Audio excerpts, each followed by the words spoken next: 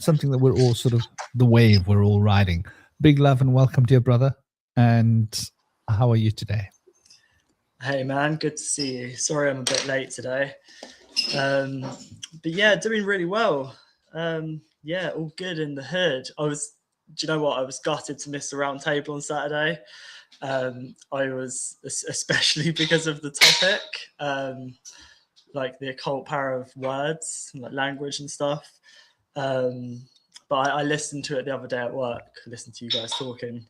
Yeah, I was with family, and like I checked in for like 5 minutes or so, but I was like, it's a bit rude if I'm listening or going on a podcast if I'm, with my family. So yeah, I did take notes though. They could always join. Well, do you know what's funny? Me and my brother-in-law were talking about etymology.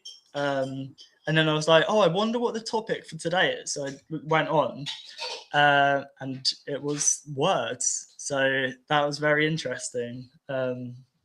Yeah, I did take some notes though, which I'll share at some point today. But yeah, man. Yeah, all good in the hood here. How are you doing? Man, I can't complain. Life is pretty good, pretty beautiful, pretty sweet. And, everything seems to be serendipitous, falling into place. Life. I've been very busy with work, which is good, because the bicycle. Got to ride that bicycle. I want to ride my bicycle. So yeah, today's topic is pretty cool. It's sort of like a branch out from that topic, isn't it? And like the mythos and the beings and the archetypes and the ancestors. There seems to be this mix-up between all of these concepts amongst many of the TikTokers, YouTubers, because maybe they have read. I always say that like reading stuff for me is a danger unless, and the reason I say that is because most of the people that write about these things are not the people that necessarily know. And I'll explain to you what I mean. In the occult, there are a lot of good writers, and I've read a lot of their work. But what I noticed was that there seemed to be a trend amongst occult writers that those that wrote were people that read. They were well-read individuals, and they were writing on all the occult therapeutics they had read about. But they didn't seem to be that embedded within the experience of practice. So it's sort of like learning about carpentry by people that read a lot of books about carpentry, but there are no actual carpenters present. And to me, like that hands-on doing is the thing. And when it comes to the hands-on doing thing, that seems to be a deficit. There seems to be some kind of a deficiency amongst many of the people that write. They'll have a small bit of experience, a lot of research, and they'll write about their research, which is great. But they're writing about research that was made by people who wrote about research that was made. And right back to the beginning, it comes back to a researcher. It doesn't come back to an experiential person normally. And that's where the problem, I think, comes in. So, and especially when it comes to these matters, this is what sort of gets on my goat a bit. People want to differentiate and say, no, it's symbolic, or no, it's historical. It actually happened. Or no, it's metaphysical. It's a spiritual field, and it's all happening on the spiritual plane. It's not just metaphorical, but it's not, it's not just in your mind. It's actually spiritual beings operating on a spiritual plane. Another group will say, no, it's spiritual beings in your mind. It's just symbolic of principles. Another group would say, no, there were actually physical beings here, and that mythology is about those physical beings that walk the earth. And what I'm thinking is that why does there have to be an either or? Maybe the physical beings that were here are now on a spiritual plane, and they have been mythologized, and they are part of our symbolic infrastructure.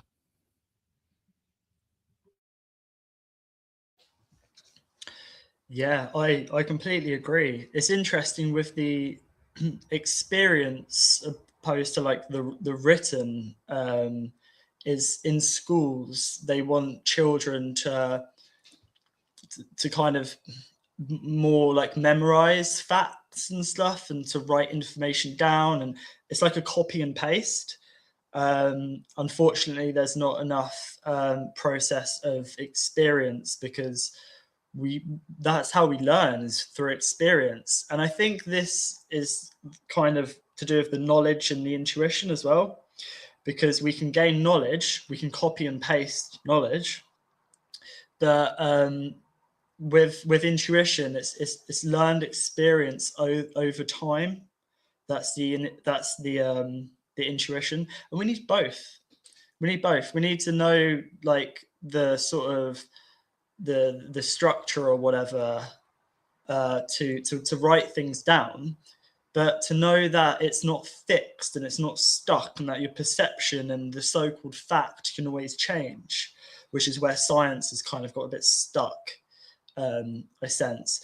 But it's interesting with the underworld. I was just writing underworld down, and I forgot to write the L, so I wrote down underword.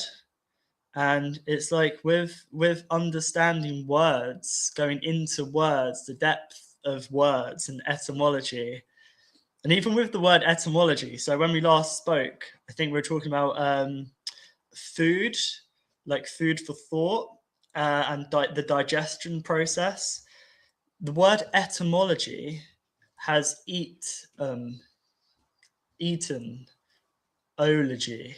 So the word etymology is related to eating, because if you understand etymology and know how to dissect word and understand how the cake is made, rather than just eating it, you dissect it and see what makes it up, see what the course was, how it's come to be that cake, how it's come to be that word. You can digest it a lot easier.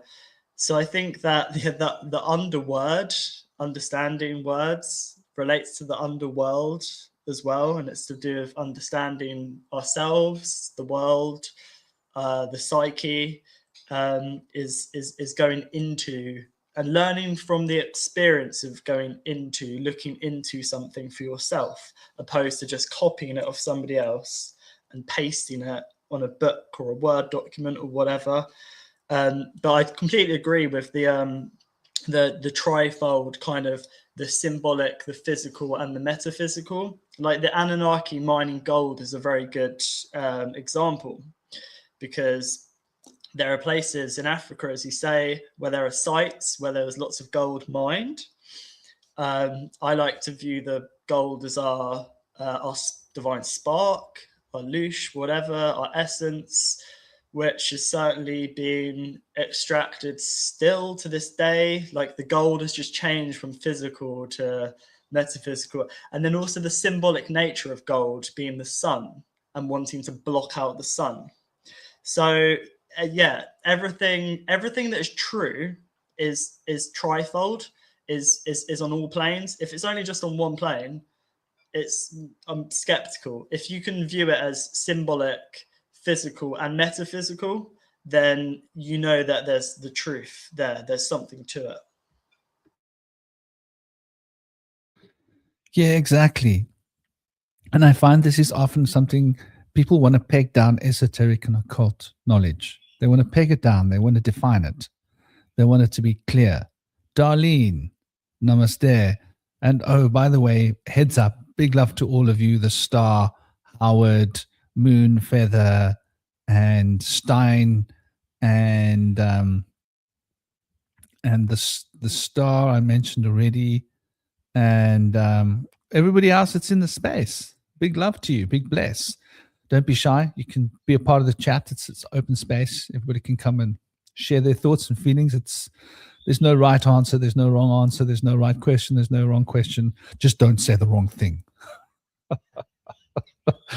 As long as it's like on topic, you know. Just don't come and advertise or whatever. Like we're selling this new thing. It's really cool. You should check it out. You know. But yeah, you know, I think that is something that I've noticed, especially in the younger community, and it must be it must be part of the way in which the schooling system has become more attuned to specifying multiple choice. I blame multiple choice for a lot of it in the way that we're brought up in schools and stuff. It's a quick answer. It's definitive. It's yes, it's no, it's right, it's wrong. Instead of it's an essay where there's like nuance to it, and the nuance is off, or the nuance is in, or the nuance. And before we used to write a long essay, and that was like all of our exams were based on essays. And there was a lot more nuance to it. And the teacher had to assess your nuance very carefully to give you a grade. Now it's definitive. They made it so that it can be marked by AI or computers. It's A, B, C, D, E, F, G, or H. That's it, or I. It's one of those answers. And it's either right or it's wrong. But in life is never like that, right? Like, things are never really right or wrong. Things are like more right or more wrong, you know? Like, for example, disciplining children. Some people say, oh, it's wrong to discipline children. You know, they must be given an opportunity to grow. Yes, they must be given an opportunity to grow. Totally. They must be free to explore. They must be free to explore. But they also mustn't be free to put their hands into fires or to fall off buildings, right? So that's where the limitations come in. And so how much discipline do children need? And how much freedom do children need to find their self-expression? Too much discipline takes away from self-expression. Too much self-expression equals danger. So there's that fine balance in life that we've got to find. And there's the nuanced sort of serpent path between all these different polarities and extremes. And here is some tissue. It's for wiping your mouth. The amount of shit that comes out of it. Oh, Sean Forder. It's so nice to see someone here with an intelligent comment. Keep up the good work. You might impress one of us. So, yeah, you know, I find it very cute when people are trying to be more clever than what they are. They use big words. You should have added more big words to that, dear Sean. Would have been more impressive. But, you know, the reality is that we are living in a world where there are so many different things available, right? And I always used to say it takes all kinds to make a world.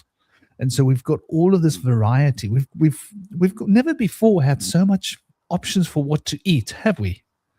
We used to grow what we grew in our country and we used to eat it. Now it's all just, you know, half the stuff on the shelf comes from other countries, from other seasons. You can eat food all season round, anything you want.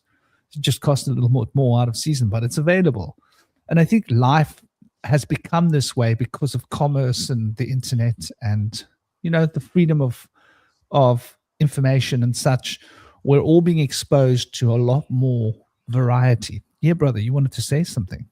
I know. I just wanted to say on the topic of shit that in regards to digesting information, that if you're able to digest the information or the topic at hand in a more coherent way, you shouldn't really need to use toilet roll to wipe your ass.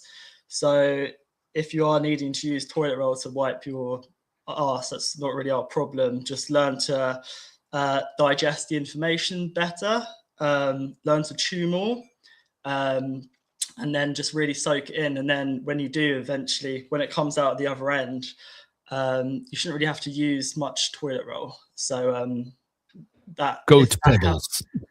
What's that? Goat pebbles. Comes out like goat pebbles because they're quite clean. Have you seen goat pebbles? You haven't seen goat poo? They're like cute little torpedoes, but they're clean. Like rabbit poo. Yeah, rabbit poo's quite clean. Yeah.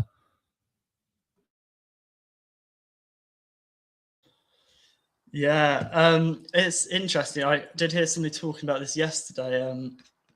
This was the article was 2 days ago. As parents explode in fury at schools' plan to constantly film their children to train AI. This was May the 18th. So this was a study or something done at Washington University. This study would have taken place had there not been so much backlash from the parents. So the parents were fuming. They were like, no, we do not want our children filmed.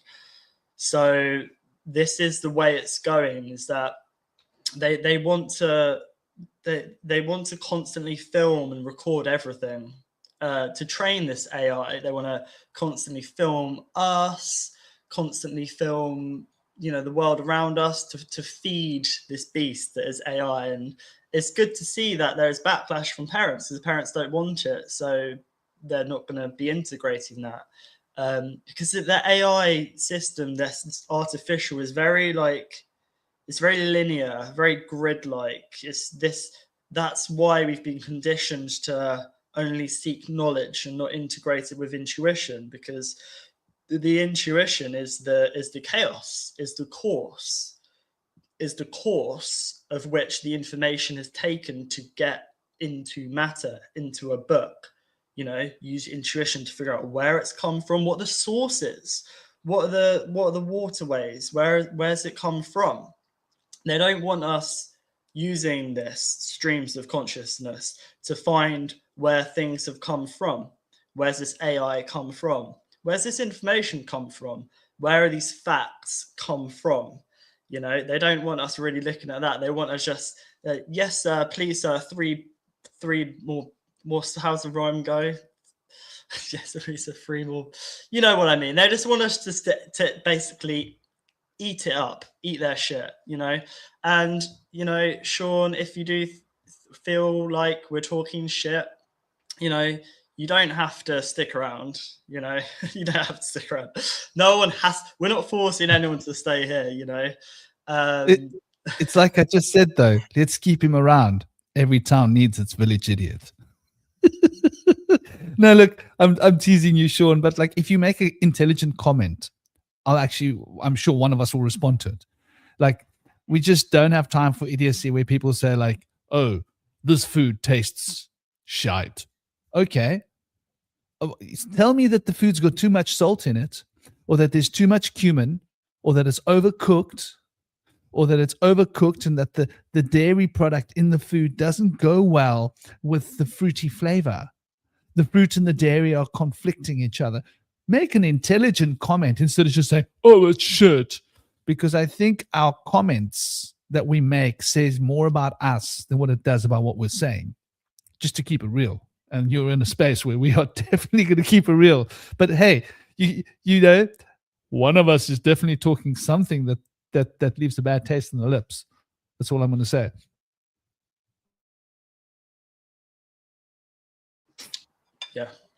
Yeah. Sorry, I'm just eating. Just I had a call a minute ago, so just having a bite to eat. But yeah, I mean, if people disagree with what we're saying or like how we say it, people in the chat always, like, the chat's always really lively, which is great. That's why these discussions are great. That's why the round table is great, because people can be a part of the conversation. But saying that something is just shit or whatever, like, give it a bit of context, you know. Give it a bit of context. Like, why? Have you got a question about what we've said? If you disagree, then say it, you know. Yeah, Stein saying AI psychosis. I love it when people disagree. Sorry, brother. You know, Stein saying AI psychosis is very real. I've spoken to him a few times about that, and we've spoken about it before. Do you know what? I wish I had this video to share. I need to find it, but who's the guy? Oh my god, Robert Grant. If anyone knows Robert Grant, do you know Robert Grant? Franklin, isn't he that actor? No, he's got a podcast. Okay. Let me find it. I'm sure he's an actor as well. Yeah, no, it's Robert Edward Grant. It's like he's got a podcast called Think Tank. He's had like Vader Austin on, lots of interesting people. So I saw a video of him on Instagram with Matthias De Stefano, this like guy who's Atlantean or remembers his Atlantean past. So basically, they're all outside. They're in the Merkaba formation, all these people. Robert Edward Grant has his mobile phone, and he's talking to an AI. And it's about mapping the world grid system and stuff. and he's talking to this AI about it, and the AI is saying, oh, basically you need to do this to map the grid system and bring back the consciousness and all this stuff. And Matthias Di Stefano's in the background doing all this stuff like with his hands, and I'm just like, that's psychosis. You're getting spiritual information from an AI, from a program. Rather, if it was just them saying, yeah, these grid systems, we're connected to source, we're connected to our ancestors, but he's got a mobile phone and he's communicating with this black mirror and how energies in this realm work, and he's talking to a computer. I mean, that's some next level. And he has a huge following too. And I commented on the video, I shared the video. I hope I've downloaded it. My comment was removed. I shared it and it wasn't on my story on Instagram. So there's something weird happening there. So you were basically calling Robert out for being yeah. I just basically said, what the hell is this? That's what my comment was. What is this? You know, once there's a lot of money involved, right? Once you got a big following, things change, right? Because you might be paying, like let's say Robert Grant is making 100K a month, right? He might say, you know what? I'm making 100K a month. I'm going to invest 50K a month into a company that will make sure that I'm always seen in a good light. And that 50K a month can then be spent in companies like YouTube and stuff. They come to them and pay them like, we're going to give you this much money to make sure that no one says anything bad about this guy. I'm sure they must have that kind of deals under the covers, under the table, if you got enough money. And YouTube goes, yeah, $500,000 extra per year. The shareholders can do that extra money. We'll do it. And there must be like 100 people. There must be an extra, like, lots of millions of dollars for like CEO bonuses or whatever, in the company, or to improve their AI services. Who knows? So I wouldn't be surprised if that's what's happening. Because I've noticed this in the past as well. If you go after the big guns, and 100K a month is not unrealistic to be making. And if you're making 100K a month, it's worth investing 50K a month into yourself so that next year you're making 200K a month, right? And then invest 100K into yourself so the next year you're making 250K a month. I mean, how do you think Joe Rogan got to be where he is? What does Joe Rogan make per month? Millions? I would say millions, yeah? Yeah. It's a crazy thought, isn't it? A lot of money, yeah. Like millions of dollars a month. That guy must be paying $250,000 a month just to keep his reputation clean. Publicists, like celebrities. Yeah, he said some pretty weird stuff. Like, I think somebody was talking about Palantir and Gaza, and he was like, what are you saying? Palantir has something to do with what's happening in Gaza? Like, he was trying to gaslight this guy. And he was quite young, this guy he was interviewing, and Joe Rogan was just trying to gaslight him. He's clearly been brought out. There was an issue with him a while ago with Spotify, and he almost lost his Spotify contract or something. But I think basically, like everyone, he's been put on a leash. Basically, he can only say certain things, so he shares some information, and then if someone brings up something which is in opposition, he has to lead them astray or whatever, unfortunately. Looking at what you mentioned, AI, and since we're getting into the story of ancestors, archetypes, ancient history, I think the AI is a big part of that, both metaphysically, both on a mystical and philosophical level, as well as actually was on the earth. And there seems to be evidence to all three aspects. The occult is really where we got our AI code and computer code from, if we're going to be real about this. But looking at this whole thing, like, let's look at what mythology we are doing today, right? So Iran, they bombed two two of the AI centers, right? The data processing centers in the UAE, didn't they? Two in the big cities, Dubai and wherever else it was. And then they bombed and there was supposedly Amazon. In other words, Amazon owned these data centers or had somehow become the managers of them. And probably there was a lot of Amazon information being moved along those data centers. But I don't think Amazon needs data centers to run its business. With data centers, this is a lot of information.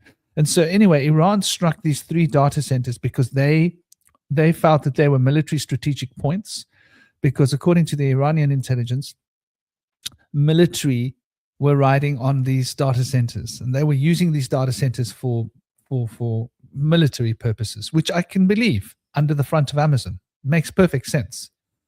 And it makes me wonder about, where did Israel get the processing power for lavender to bomb? Do you remember a while ago, Israel took out like 10 or 20 officials, however many it was, of the Iranians, all in one strike, a surgical precise strike using, I think it was a lavender system, one of those systems.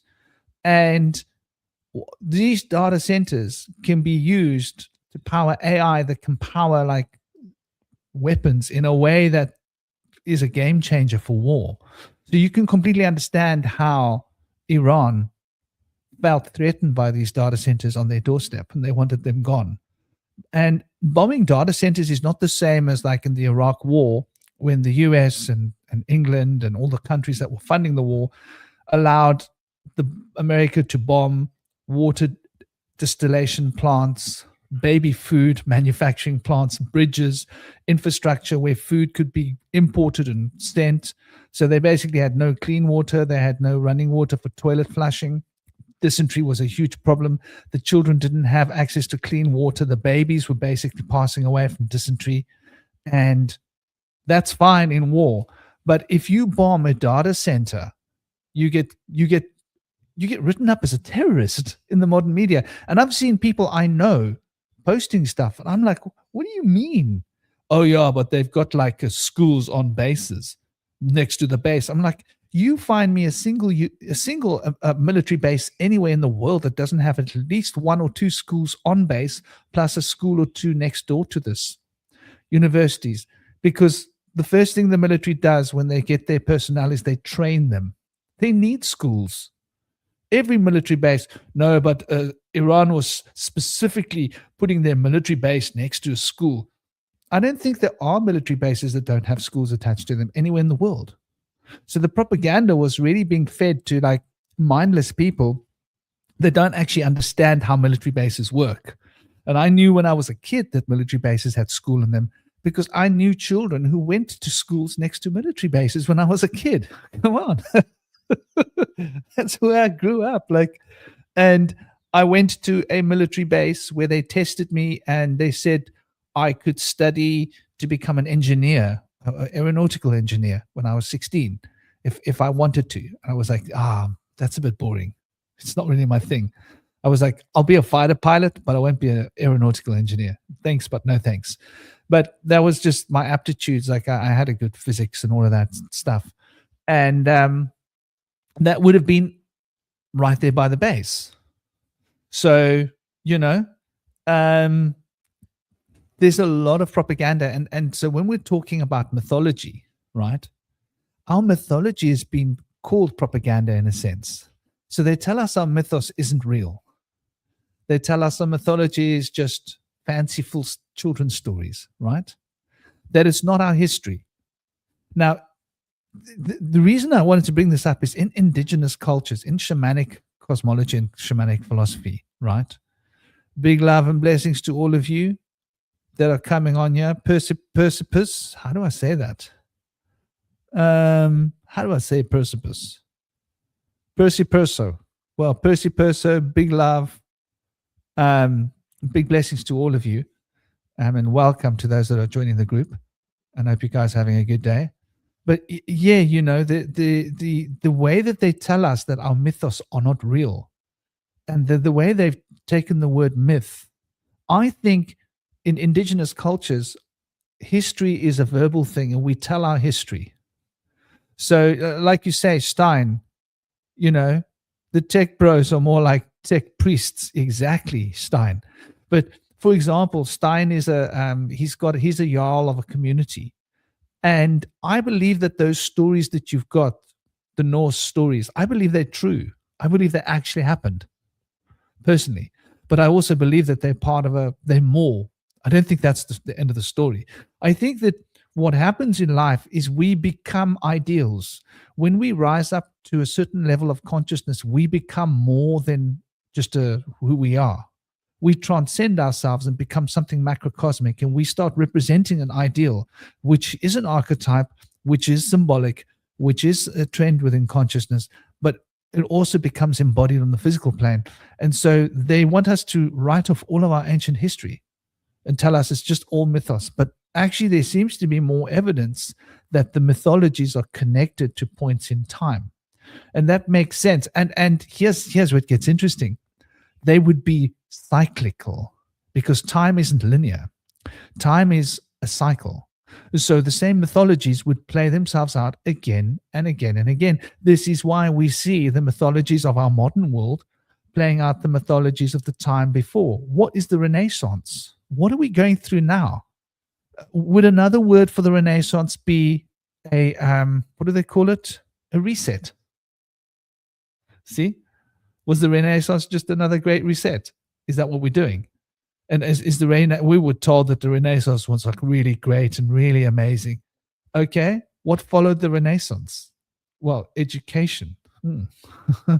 Because of the Renaissance, like all the children got like formally educated. Is that really a good thing? I'm just asking questions. I don't know. What do you think, dear brother? Well, I think it's been a long, constant process of detaching us from our lineage, which is the earth. Our connection to the earth is our ancestry. The reason for that is because with our ancestors is like answers tours. Connection to our ancestors can give us answers to the toroidal field, which is around us, around the earth.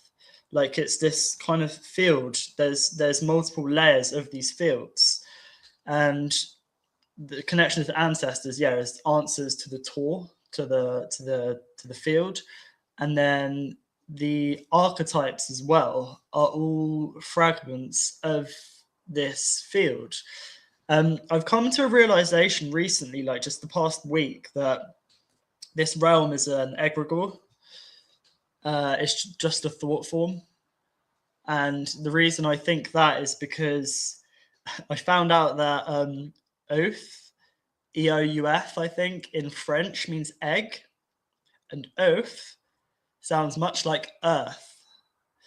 So it's like if you want to ask me the shape of this realm, I'll say it's an egg because I see it symbolic, because the egg is the same shape as a seed, and both the seed and the egg contain and help grow life. Like the seed contains everything to become a tree. We are the seeds, and we are the seeds of the world tree, which is the world soul. And then this tree, you can see mycelium, you have actual trees, you have lightning, you have our veins. It's all connected. So I think something has happened. Like we've had a reset of like the Tartarian Empire, which is kind of like a worldwide empire, let's say, connection to the earth and connection to water and connection to fire as well. The reason I say earth and water is because that is more the feminine, which has been suppressed and buried, and the underworld relating to our inner worlds as well as under the earth and possible realms under the earth too. So it's kind of like layered, and that there's been so much done over time. It's like, when was the last reset? It seems like it wasn't so long ago. we've had many, but I think there was one that was not so long ago, and I think that this whole situation in the Middle East, which is very recent, and Iranians remember Tartaria. They remember the Black Dragon, and for me, the Black Dragon symbolizes Tiamat. And Iranians, they have many women scientists who are studying metaphysical phenomenon, whereas in the West, it's mainly men. This AI is a masculine energy because it's mainly analytical, uses the mind, uses knowledge, it's quantitative, it's linear. It's more kind of masculine, opposed to the feminine, more chaos, more intuition, the depth, water kind of thing, right? So for me, there's this constant battle, and of course, the Black Dragon, Tiamat, this kind of what I view Tiamat as plasma. Okay, plasma or the field, this black light, or all around us is this plasma. And I view that as Tiamat, where all things come from.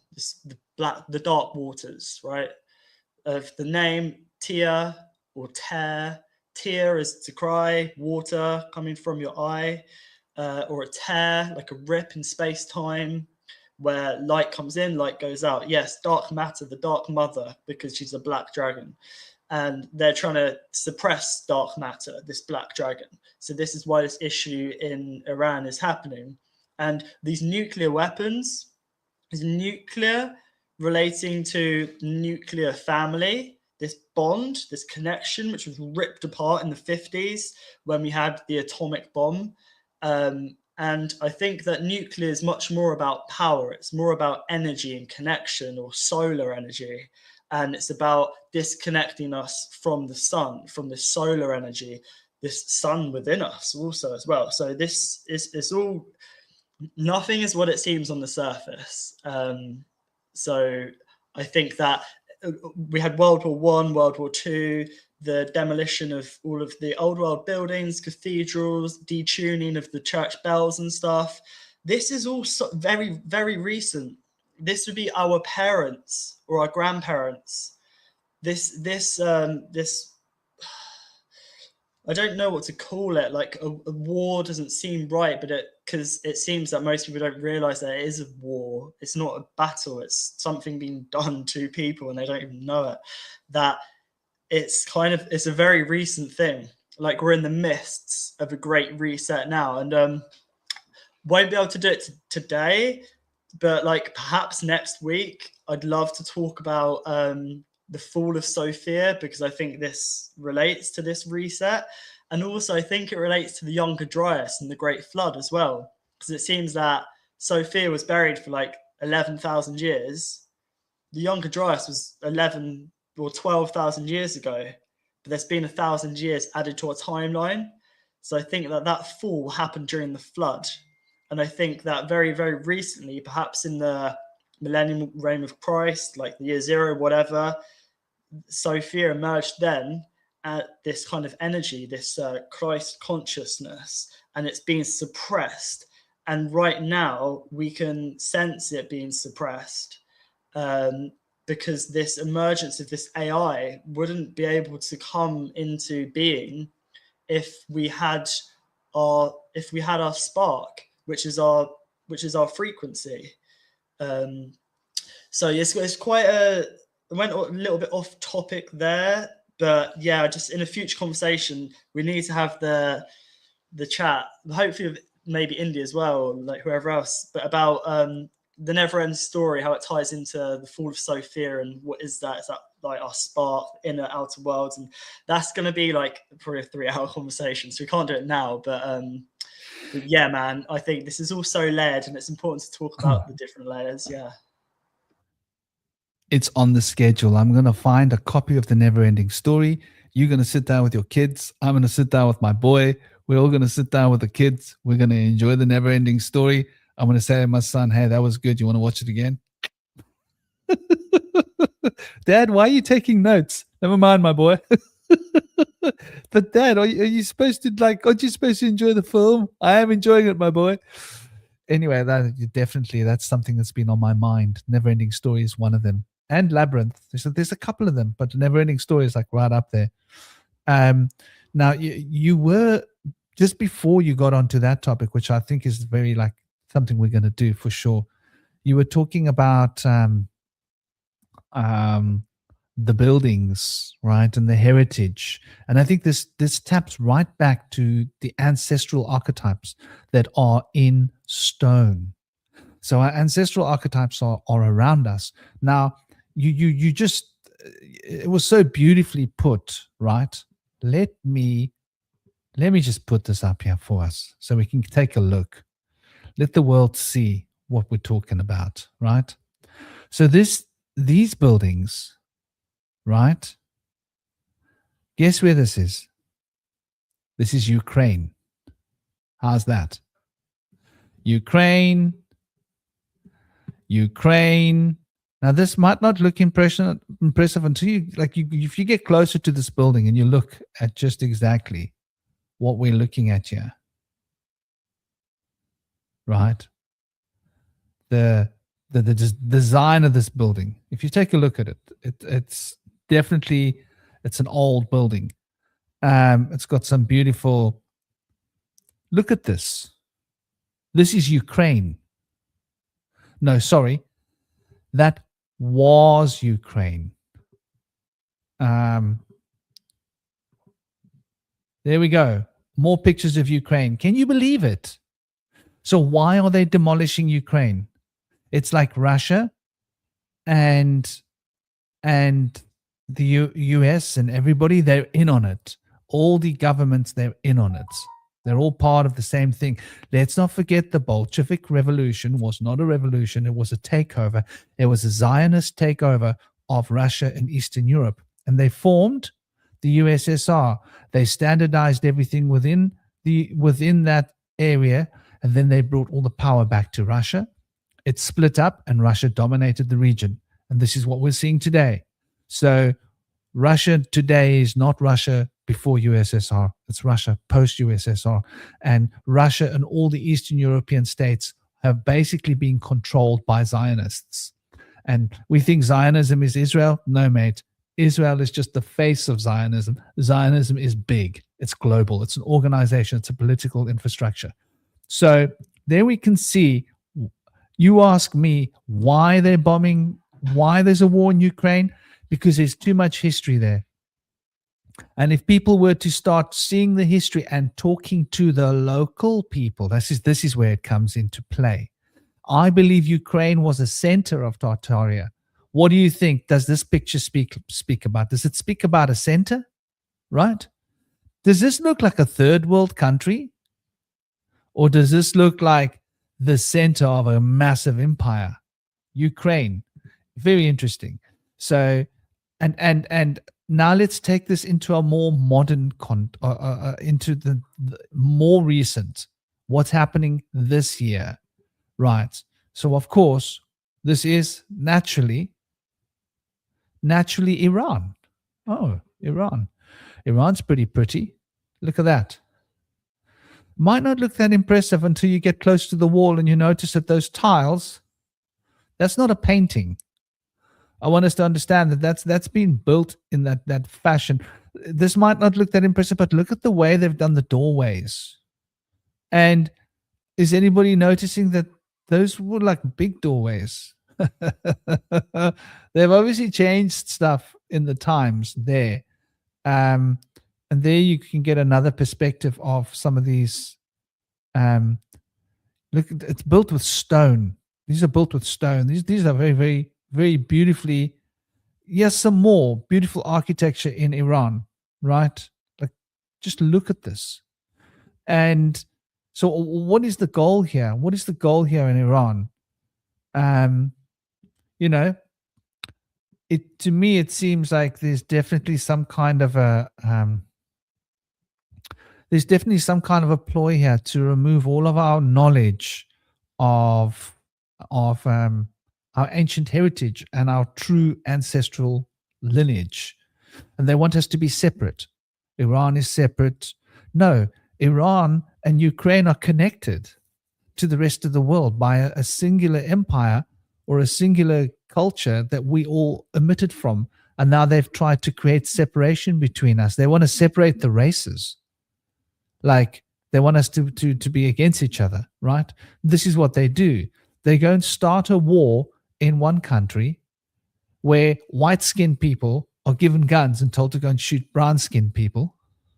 The brown-skinned people, all they know is that those white-skinned people are shooting at us. That's all they know. Like, you're a kid and you grow up and you're like, oh, my mommy and my daddy was shot by those white-skinned people with guns. They don't understand that the white-skinned people are shooting at the brown-skinned people because they were told by their white-skinned slavers that the brown-skinned people are coming to get you in your country. You got to shoot them before they shoot you. So they're playing this game with us. And a lot of it seems to be destroying. Do you remember Iraq? There were a lot of news reports about how the military was setting up bases on top of ancient Sumerian digging sites, and that they destroyed all the tablets when they set up their base with their tanks and stuff. So they basically took out all the Sumerian tablets, put them on the ground, left, and then the bases came there, rode over it, got digging tools and dug in to put themselves bunkers where the Sumerian heritage or sites were. Like, you can't make this up. They could have gone like 500 yards over there. No. We need to be here. Why not 1,000 yards over there? Does it make such a big difference for your base? No, we want it to be here. I mean, we are talking about a flat country mostly, or a lot of it's flat. There's enough flat area to make a base over here or over there. So you gotta imagine what's going on here. And it's like they want us to be living disassociated. They don't want us to know that our mythos is our history, but that we are part of a consciousness field that is manifesting time in a non-linear way, cyclically, and we are experiencing it in a linear fashion because our brains have been condensed into a linear framework of thinking. And so we think of time as this linear thing, and we get stuck in that loop of time, looking at the small little patches, not realizing that it's like if you were to walk in a circle, that's a good way of looking at it. If you're walking in a circle and the radius of the circle is 5 miles, right? You might seem like you're walking in a straight line. Does that make sense? Or if it's a big circle, like a 20-mile radius circle or like a diameter, it might seem like it's almost a straight line, but you would end up back where you started. You wouldn't even notice. And time is a bit like that. It seems like it's a linear thing, but when you really step back and look at it, it's a much broader loop. And when we start to recognize this, we start realizing, hold on, so what is consciousness? And what are these ancestral connections we have? What is all this junk DNA they filled our brain with, telling us it's all junk DNA, right? When it's not junk DNA. Oh yeah, of course, that's what the body does. It manufactures junk, doesn't it? Hey, Toby, isn't that what the body does? Yeah, man. I need to shoot off in a second, like now. But if you're still around on this live in like an hour or so, I'll jump back on. So yeah, it's a very, very short one today, just under an hour. It's tricky because these kind of conversations need to be more like, well, we usually talk for like 6 hours. So yeah, well, I'll just finish off with that. In school, for example, kids GCSE level are taught that the heart is a pump. I brought this up because one of my clients, their granddaughter is doing GCSE, and I looked at her work and I said to her grandmother, I was like, oh, you do know that the heart isn't a pump, it's a vortex. Do you know if they know this? And she was like, oh no, it's only GCSE. What? It's only GCSE. They think that because it's GCSE, they don't need to know that it's a vortex. That, like, for example, you can only learn the truth when you're older. It's like, Hey, you should be teaching kids, should know, little children should know that the heart is a vortex and that we have a field around us. You know, we're not a closed, isolated system, just like a machine. But that's what kids are taught. And of course, the vortex is a spiral, as is the DNA, as is consciousness, is a spiral, because you have a conch shell, which is a spiral. It's like the phi golden ratio. The phi is the fire, which is the DNA, which is the spiral, which is this vortexing. And this fire, this vortex is what energizes us. And we don't get our energy from in here. I think we get our energy from out there, from the ether. And, you know, that's how people can become breatharians. But we can consume so much shit, so much junk. Talking about DNA, junk information, junk food.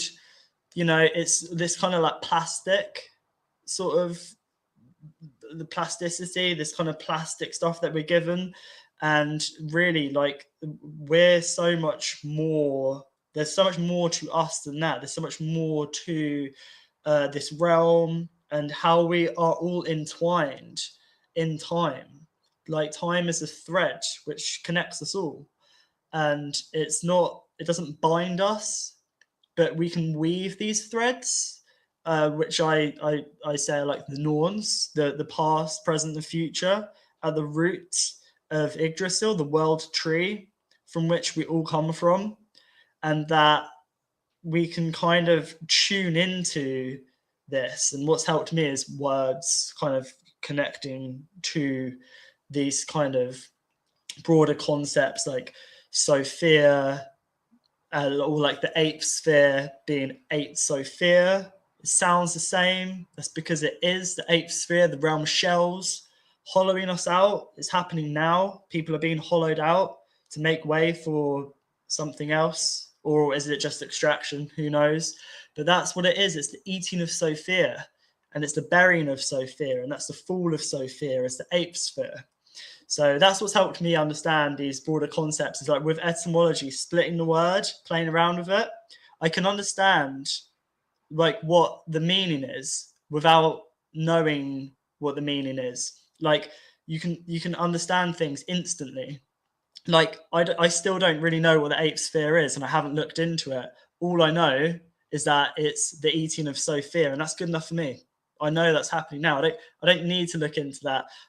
I can't look into everything. I just look into a little bit of things, tie the thread, find the essence, the common, and I do that with people. Like we're all one humanity, and we've all been separated with borders, this and that, and destruction, and yeah, brown people versus white people, like men against women, this against that. And we just all need to remember that we are all human, and that there is an energy which is unhuman, which is in this realm right now, which doesn't belong here, which seeks to separate us all. So I'm gonna have to shoot off, but if you're still here in a little while, I'll jump back on. I'll be on my phone at work, but yeah, man. Next Tuesday, Wednesday morning, perhaps we'll do the Never-Ending Story / Fall of Sophia, and by the Fall of Sophia, how do we release that which is bound, that which has been suppressed? How do we, tap into that which has been forgotten? Our ancient wisdom. And then when we tap into that, that's how we're able to find the common thread, the common unity of humanity and all of us together. So, yeah, I'm going to jump off now, but it's great talking to you as always, Franklin, and everyone in the chat. Hope everyone has a good day, and hopefully I'll see you later. Dear brother, it's always an honor chatting to you as well. And yeah, maybe I'll still be here. Who knows? Don't know how long, but we'll see. There's a couple of threads I want to pull at. But brother, see you later regardless. Om Shanti. And as always, it's an honor. We love you, Toby. Much love. Be back soon. Bye. Om Shanti. He's putting a lot of really good good bits of information onto the space here, and I think it's really important for us to pay attention to these things, because there's a lot here for us to unpack. Speaking of unpacking, I thought it'd be a good thing to take a look at the word ancestor, because it's obviously it's a good word. Now, we're going to be told it comes from Latin, right? Latin was a language that was created to confound us. We've got to understand what the ancient Greeks were on about, how they were operating, what their mission was, their mission statement. And that'll give us more of an insight into just exactly what is going on here. So when we look at this, we see traces of the pi root, not the word, but traces of ant, meaning anterior, right? Meaning the front, meaning the forehead. From that came words like front. Then the Latin sedere, which comes from the pi root of kid. Okay, so if we look at the ante and the kid, and we put the ante and the kid together, we could get together with a word like anker. Anker. Now we think of it as ank, but it's actually anker. It's almost a silent D in there. And what I'm talking about, to be clear, right, is the ankh that we all love so much. That beautiful symbol, right? And the anchor, here we go. There's just a very plain version of it. You could see as being connected to these words. Then we have another added element, right? And the caduceus. How does the caduceus relate to this? The S, the anchor S, anchus, the hissing of the snake. Think onomatopoeia and think of the S as it symbolizes that connection between polarities and the ascent of potential for the human awareness to understand the transcendent potential from whence we have arrived to become physical beings. So the S represents that wisdom. And we see the S in the beautiful image that we've got up here. And obviously this is Hermes' staff, central to Hermetics, but it's fundamental. We see the same thing in every culture all around the world. And obviously the caduceus, Greece, everywhere else, ancient Egypt. The Jews. In India, the staff and the serpent, fundamental. The kundalini, we have the same cycle of these serpents moving up the spine. So this represents the spine, represents the two petals, the two potentials that are aligning the Ida and the Pingala, or the astral and the etheric. And it's the astral and the etheric serpents that are wound up in this dance that produce physical reality. So the S is quite important. So when we add the Ankh S, now what do we see above this? You see something above that? What is this winged orb? It's an orb that's up in the sky that flies above our heads. We call them heavenly bodies. Star is another word for it. Ankh es star. Ankh es star. And then, of course, that was changed in Latin to become anse. Anse. Because the K, as we saw, when it goes back to its roots, became sidera or kidera. I don't know how you pronounce it in Latin. I never studied Latin. But it does come from kid. And is not by accident we call a baby goat a kid. So just bear all of these things. Keep it in on your back burner. And so we've got an Ankh es star. So it was believed in ancient times that when we left this world, if we had lived a decent and reasonable life, we would go up and become a star, right? And so in ancient times, our ancestors used to look up at the stars and imagine that to be the light of those that came before them, right? And that our ancestors were up above our heads, looking down over us, guiding us. And so astrotheology came into being because we then wanted to study the patterns of our ancestors in the stars and the heavens. So astrotheology has got a root in ancestral worship. People don't always realize this. From a shamanic perspective, this is sort of well known. And it's part of ancient shamanic cultures and knowledge from indigenous people have kept this knowledge alive. And to this day, there are many indigenous tribes in Australia, America, South America, South Africa, all around the world that believe that their ancestors are in the stars and that the stars we're looking at are actually the light of their ancestors. And if you did great deeds in life, you would become a bright star and you would get a name and you would be remembered for all time. And you would then guide those that followed. Can you see the shamanic connection? So from a shamanic perspective, we go into a trance, we connect with our guides, and our guides reveal to us the way towards our ancestors. Our ancestors then join us, work with us, advise us, direct us, sometimes work through us. And this is how shamanic work is done. All that nonsense about substances, that's later divisions, that's later developments of shamanism. You know, imagine for a moment a master of martial arts, and he's living in Japan, and there's lots of masters of martial arts of that particular school. And that one master went off to another land, and he taught a student who was a pretty good master.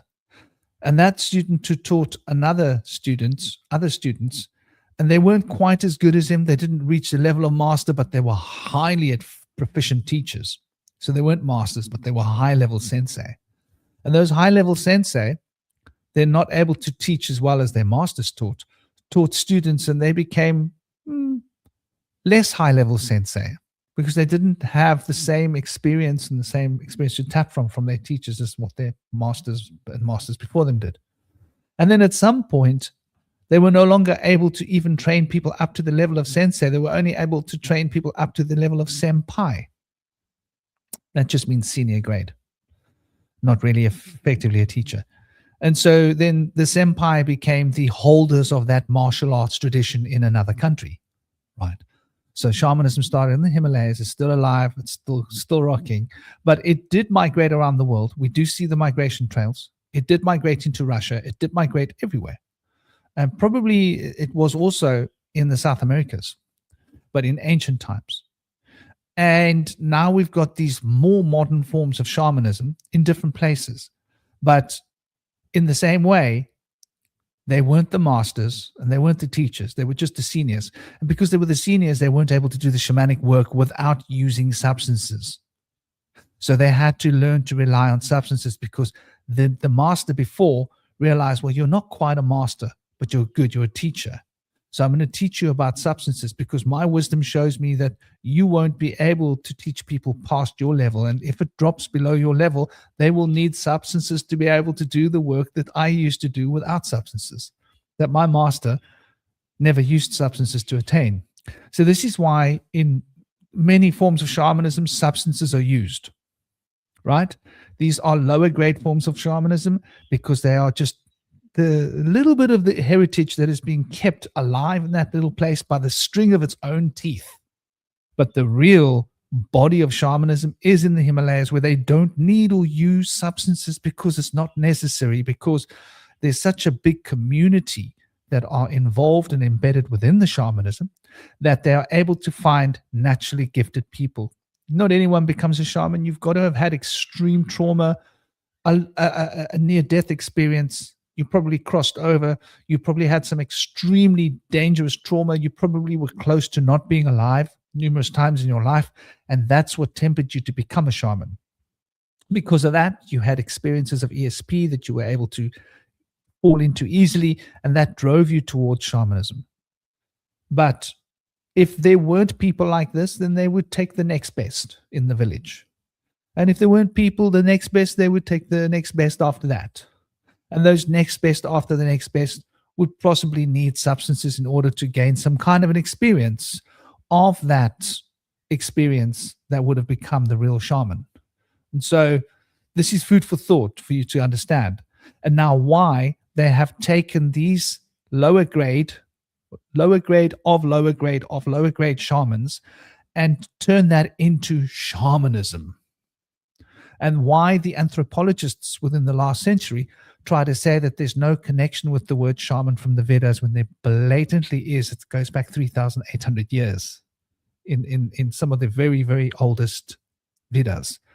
And these were important players within the Vedas. This is where Ayurveda came from, for example, from shamanism.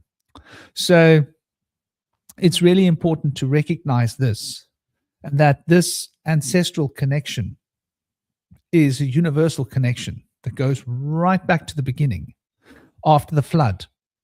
After the flood, people settled where the land was high. They settled in the Indus Valley was where people survived, because it was a valley that's 4,000 meters high. And the flood hadn't decimated that area yet. It had reached that area, but it had settled really fast. That's why we've got all the Himalayan black rock salt up there in that area. That's the north of Kashmir. Anybody want to go and see a really funky place? Go to that place. Go to Ladakh. There's a reason why Emmanuel, who they called Jesus, went to settle there. That's why they have his grave there. That's why they have information about his journey through Afghanistan, where his mother passed away. Was it Afghan or Pakistan? No, it's Afghanistan, where they have the grave of Mary, his mom, because she didn't make it with him to Kashmir. So, these are historical facts, right? They have the histories. They have the the specific tombs. What are you doing? What are you doing? Eh? You come up here and then you want to go down, and you want to. My little Agathan is being really fussy. Yes, Teddy's a little boy. And wanting my attention as well, biting me to get attention. But yeah, so when we start to look at this connection, and we start going, well, what is Christ? Okay, is it Christ consciousness, or was there actually a human being? Well, there was actually a human being that was able to embody that consciousness, which is an ancient consciousness, which has been embodied in ancient times, and psychically, in terms of with every cycle, gets embodied once again within the flesh. This is what the Vedas teach, the avatar of Vishnu, Krishna, right? So these ancient embodiments of this high level of consciousness is what we call the Christos by the Greeks, was what we call Christ. And so this is just one example of where they have taken a mythos, which is something which is occult and esoteric and of extra dimensional value, and put it into a physical context and locked it in and put all the other things out and said it's not symbolic, it's an actual being. Well, yes, it is an actual being, but actually, yes, it is symbolic. And actually, yes, it is part of an occult framework of time and the way the universe works. In other words, it's extra dimensional. It's the spiritual essence of consciousness at its highest level of evolution being tapped into by any particular individual that has the capacity to do so. And so we can see the same trend with shamanism. This is why I point out the word ancestor, right? The ancestor and its connection with the Ankh, right? Which, as we see with the Indo-European language groups, is a K, not a C. That was Latinized.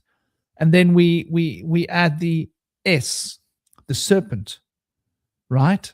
The S, the Ankh S, and the star, which we know is essentially the embodiment of ancestors in the heavens. So you can see how there has been so much hidden from us and taken away from our language, taken away from us on many, many levels.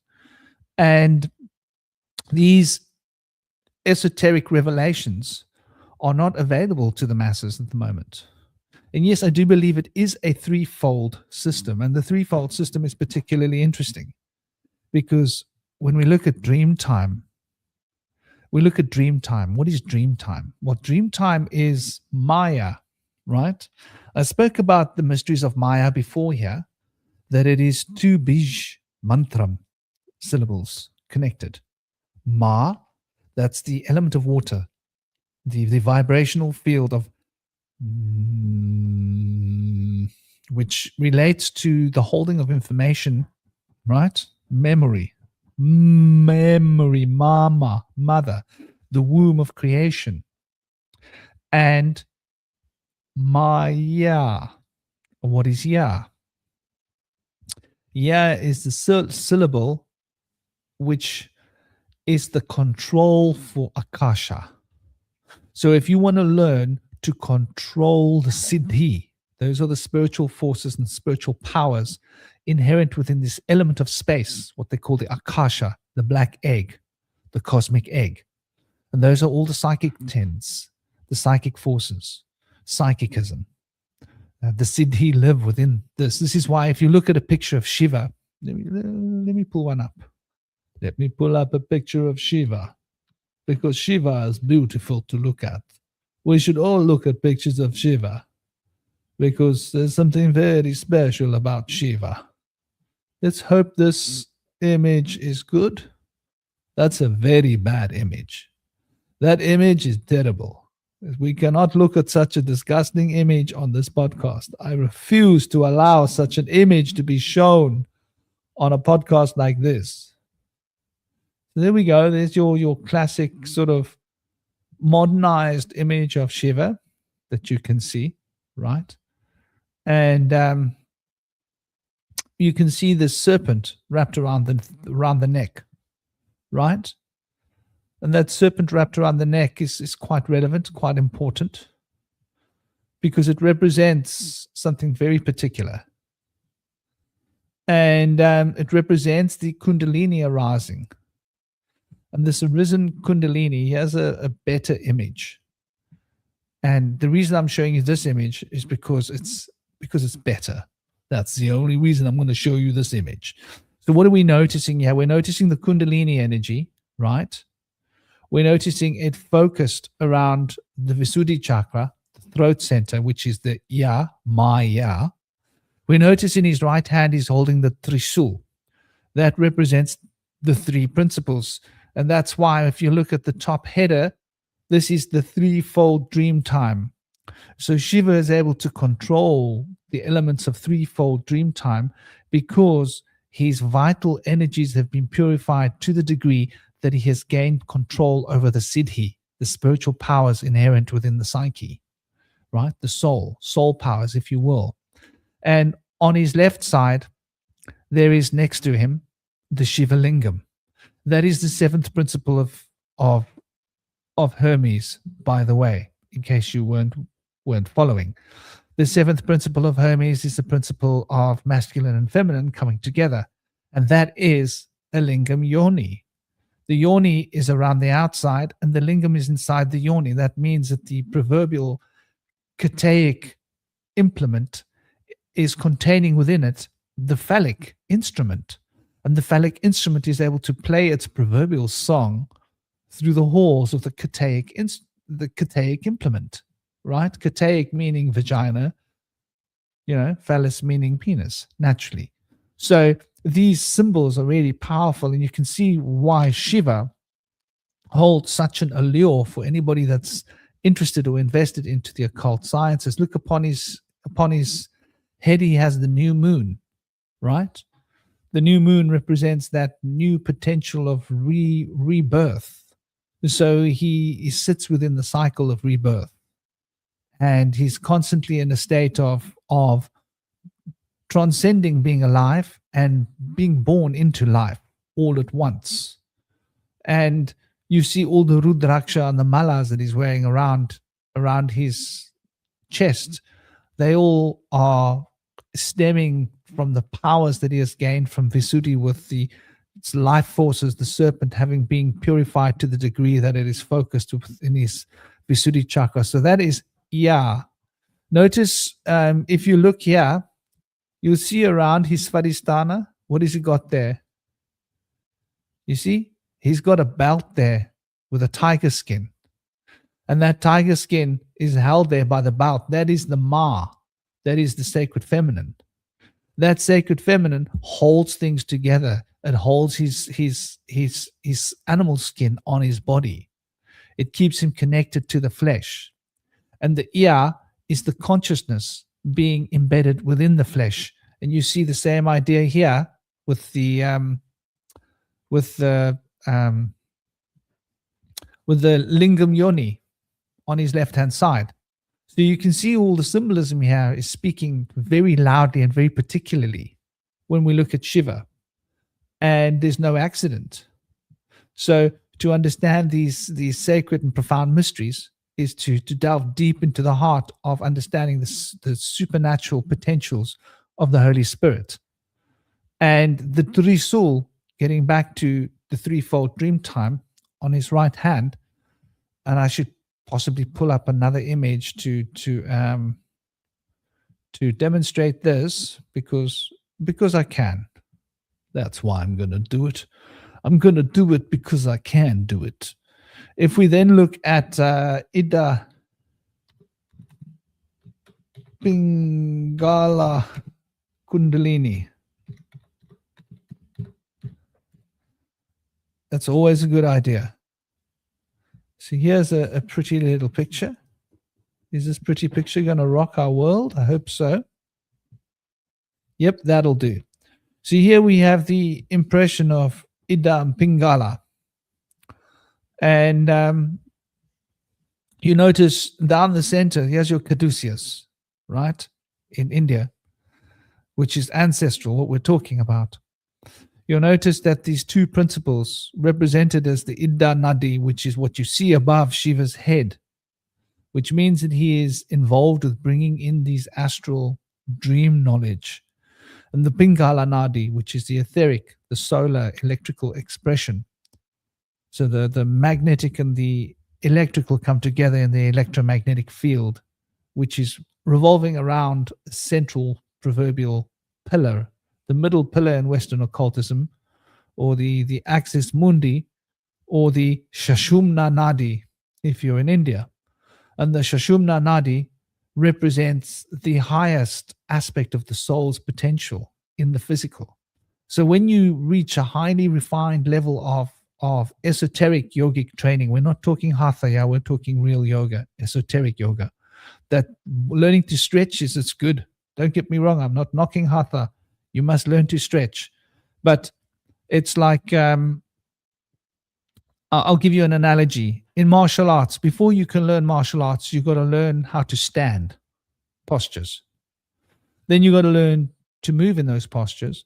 And then you've got to learn to apply blocks from and through those postures, and then strikes, and then kicks, and then to put them together in combinations. Right. Hatha yoga is learning how to stand, learning your stances. It's a prerequisite towards martial arts, but it isn't martial arts. It's part of martial arts, but it's only just the first step. So the Hatha yoga teachers can't really teach you yoga, unfortunately, because they're not yogis. But they have taken the first step towards the second step, which will take them to the third step so that they can actually start learning yoga. So they're on the way to becoming an apprentice, or they're on the way to be. The yoga teachers today that teach yoga is on the way to becoming a beginner. They just need to do a couple of steps before they become beginners. That's the reality of yoga. This is how in depth it goes. And understanding these esoteric and occult principles is the jnana behind the fundaments of yoga, behind the fundaments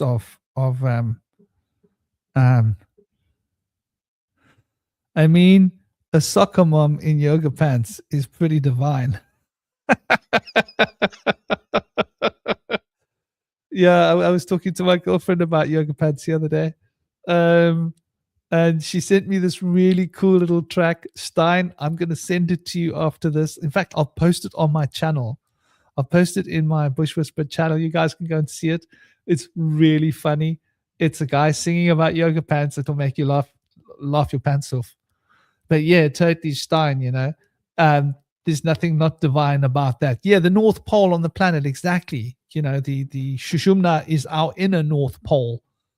And, this is the outer and the inner shell, you could say.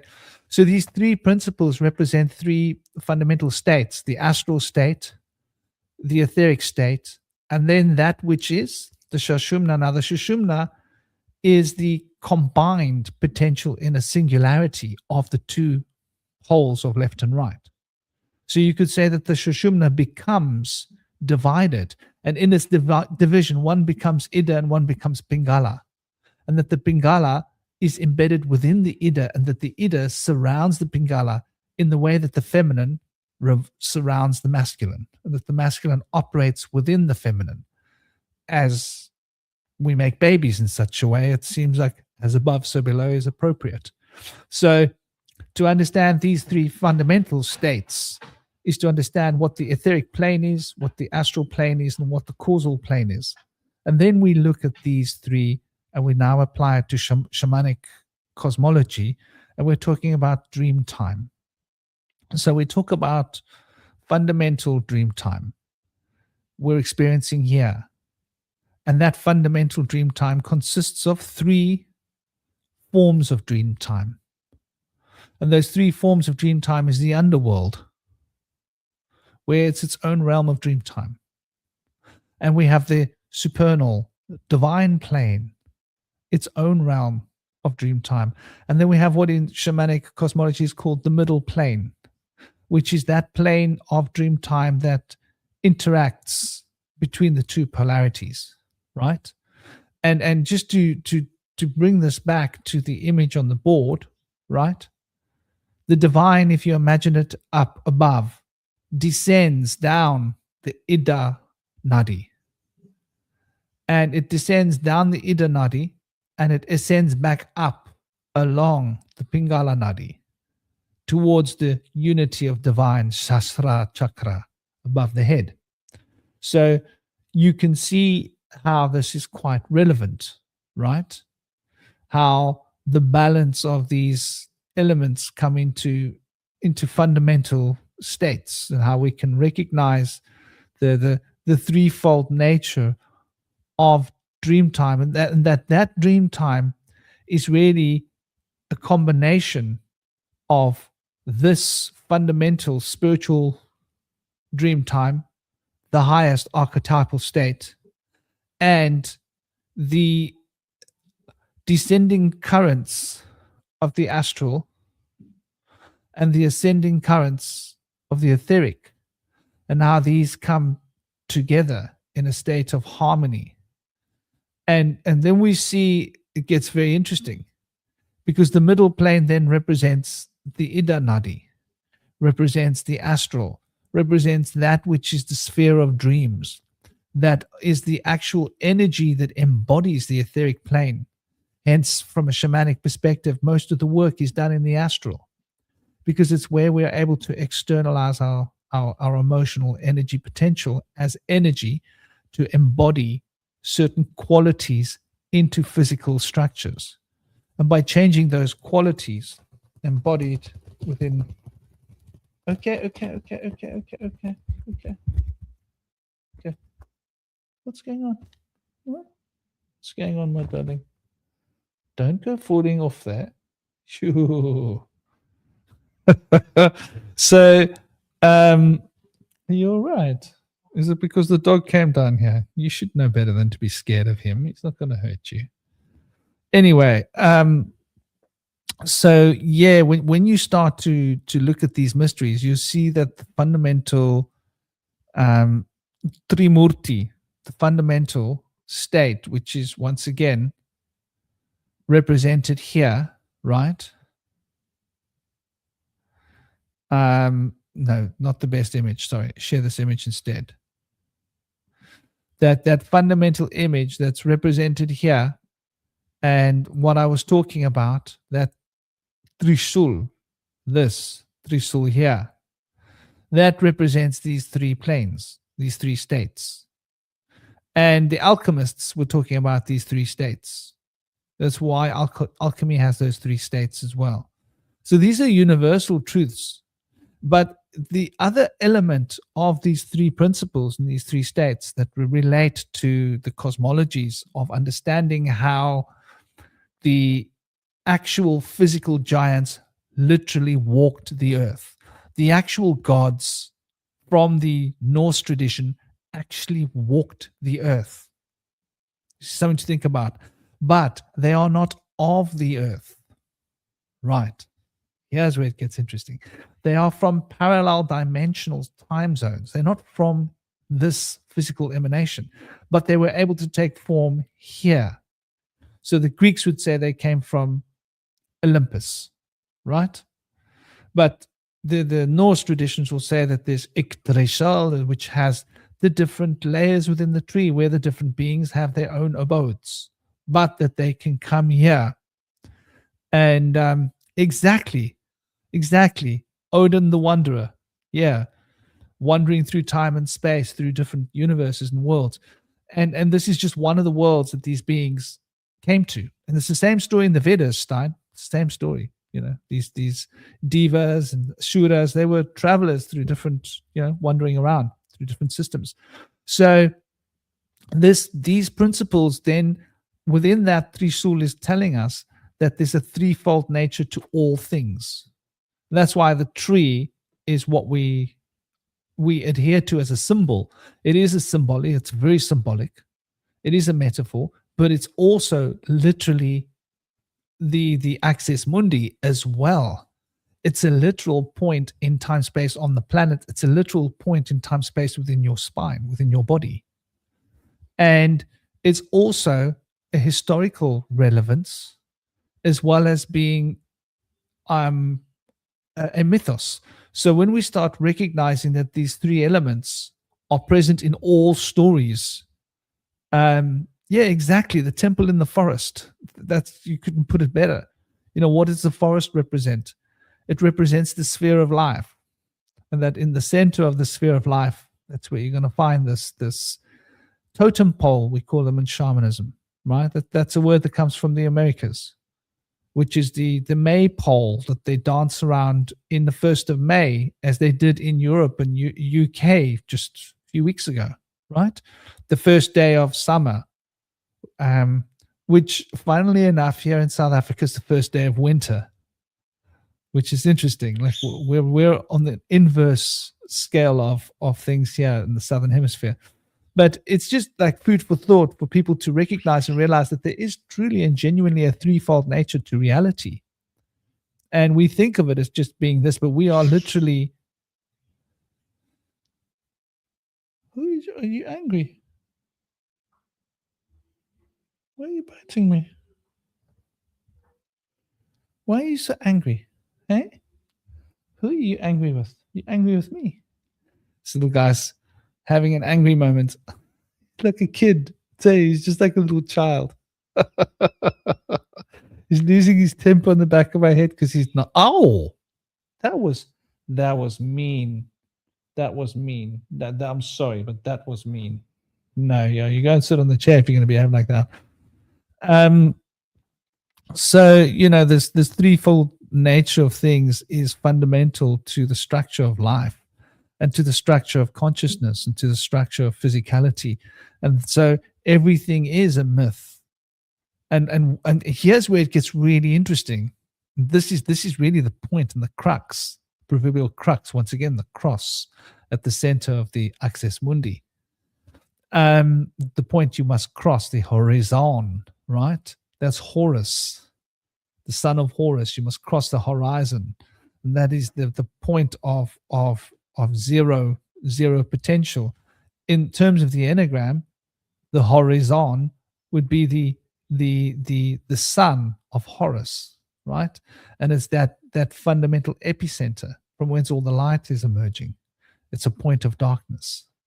So it's like very interesting when we start to consider these polarities, how they express themselves in the yang and the yin, in the Taoist alchemy, where the point of darkness is where the light arises from, and the point of light is where the darkness arises from. So we see this perfect synergy of harmony and balance of Ida and Pingala embedded within each other. And that this represents the Tao, or the Tao could be another representation for the causal field, the causal plane, which is essentially the fundamental state of being, the soul body, the spiritual body, the seat of the soul, if you will. So when we compound all of these, exactly, it's sort of like it's like what we would imagine to be a black hole, I think. It's what it is. It's an event horizon, effectively, and time stops, gravity stops, because there's no time, there's no gravity within the point, and so this causes us to really ask questions about the nature of time. So, from a shamanic perspective, we can interact with our future selves, and we can interact with our past selves. We can literally interact with our ancestors, and we can change them. In the same way that our future selves can change us in the present, we can change our future selves. It's quite a head trip to understand the cyclical nature of time, but it's very much a part of African indigenous culture to think in such a way.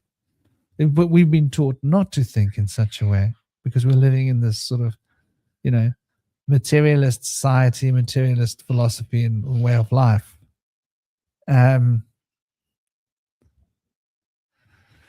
You'd say that time-wise, that would be the closest you can come to the absolute. Yeah, I would imagine.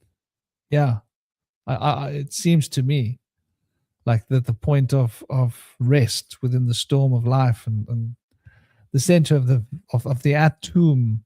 Yeah, and so it's at the atom. It's got to do with life and being in a tomb is where you go when you're not alive. So it's a point between life and not alive, right? We're going back to the idea of Shiva, right? Shiva represents both being alive and not being alive, transcending the life of living and not. So we're talking about perennialism as well. We're talking about eternal life. We're talking about the potentials reflected outwards and taught by Christos, because the universal truth is singular. The singular universal truth can be expressed in three different ways. And each of those three ways holds that the singular truth is threefold in nature. And so we got the threefold three. And this is where we come across, little ideas like, for example, the Enneagram. Yeah. Something that a lot of people don't really fully appreciate, just the nature of time and space and just exactly where we are. And here I've built a Enneagram for you guys, but this is what I call the real Enneagram because it's based upon real numerology. It's not foo-foo nonsense like they built in the 60s, right? In the 60s, they built foo-foo nonsense, which is based upon psychologists who just decided randomly to try and put their limited esoteric occult knowledge into recognizing numbers and their potentials and into the shape. But this is like the mystical Enneagram knowledge that we can see, like the Chaldeans had a lot of this knowledge, and the Sufis and various different traditions. Obviously, it's how a sidereal astrological chart is also drawn. So when we break this down, we can see here is a threefold three path, right? The threefold three. And there's two enneagrams here, by the way, for those of you that can't see it, right? There's a masculine and a feminine enneagram. So there's the blue enneagram and there's the yellow enneagram. Those are the two enneagrams here. The green is not a true enneagram. Just like that other funny symbol that you see is not a true enneagram, right? That thing that everybody calls an enneagram, it's not actually an enneagram. The same way that the green is not actually an enneagram. Yes, it's three triangles superimposed over each other to look like an enneagram in the same way that other symbol is. But an enneagram, like a pentagram, you got to put your finger on a point and you got to draw 9 different lines, right? So you basically have to put your finger on a point and draw 9 different lines. And when you draw these lines, they've got to make up an enneagram shape. And the 9th line has got to end at the point that you started the first line on. It represents continuity and perennialism, what we're talking about. If these principles are not represented, it's a dead shape, not a living shape.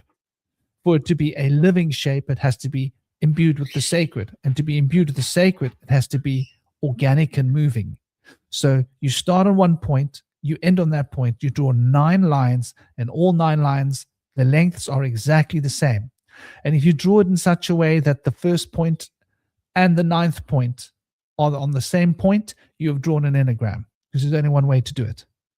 The green is not such an item. The green is what it is it's, I don't know if you can see it here, but if you go from 6 to 9 to 3, that's one triangle. 6, 9, 3. 3, 6, 9. Isn't that cute? But when you add up 3, 6, 9, you end up with 3 plus 6, which is 9, plus 9, which is 18, which is 9. The other green triangle is 1, 4, 7. And if you add up 1 plus 7, which is 8 plus 4, it's 12, which adds up to 3. So we've got 9, and we've got 3. If we look at the next triangle, the next triangle is 2, 5, and 8. If we add up 2 plus 5, it makes 10, plus 5 makes 15, which is 6. So here you have the 3, 6, 9 triangle, and then you have, which adds up to 9, and then you have the other 2 triangles that add up to 6 and 3.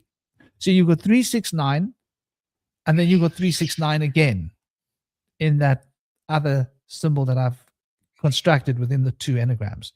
Then you've got the masculine flow of enneagram and the feminine flow of enneagram within this, that which receives and that which gives. And so these represent the influences between the numerations, the 9 states of being, the 9 different spheres of activity, the 9 worlds, if you will. So there's a lot here for people to understand just exactly how this operates. And that's why I've put a few of the planets around here so people can see that it relates to Vedic cosmology and Western astrology and all different systems. And the numerology, of course, relates to the planetary energies.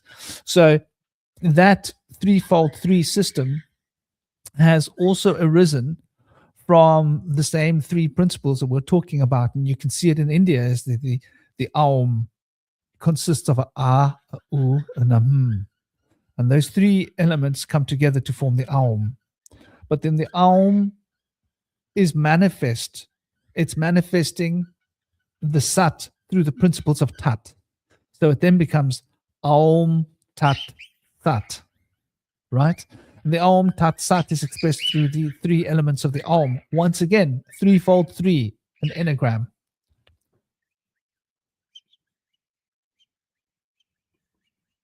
So that is little tweet bumps. So that's a little Agarth, and he wanted to be a part of this podcast too. Let him add his beautiful little music to it. Did I multiply it by accident? 2 plus 5 is 7. 7 plus 8 is 15. 1 plus 5, 6. Yes. So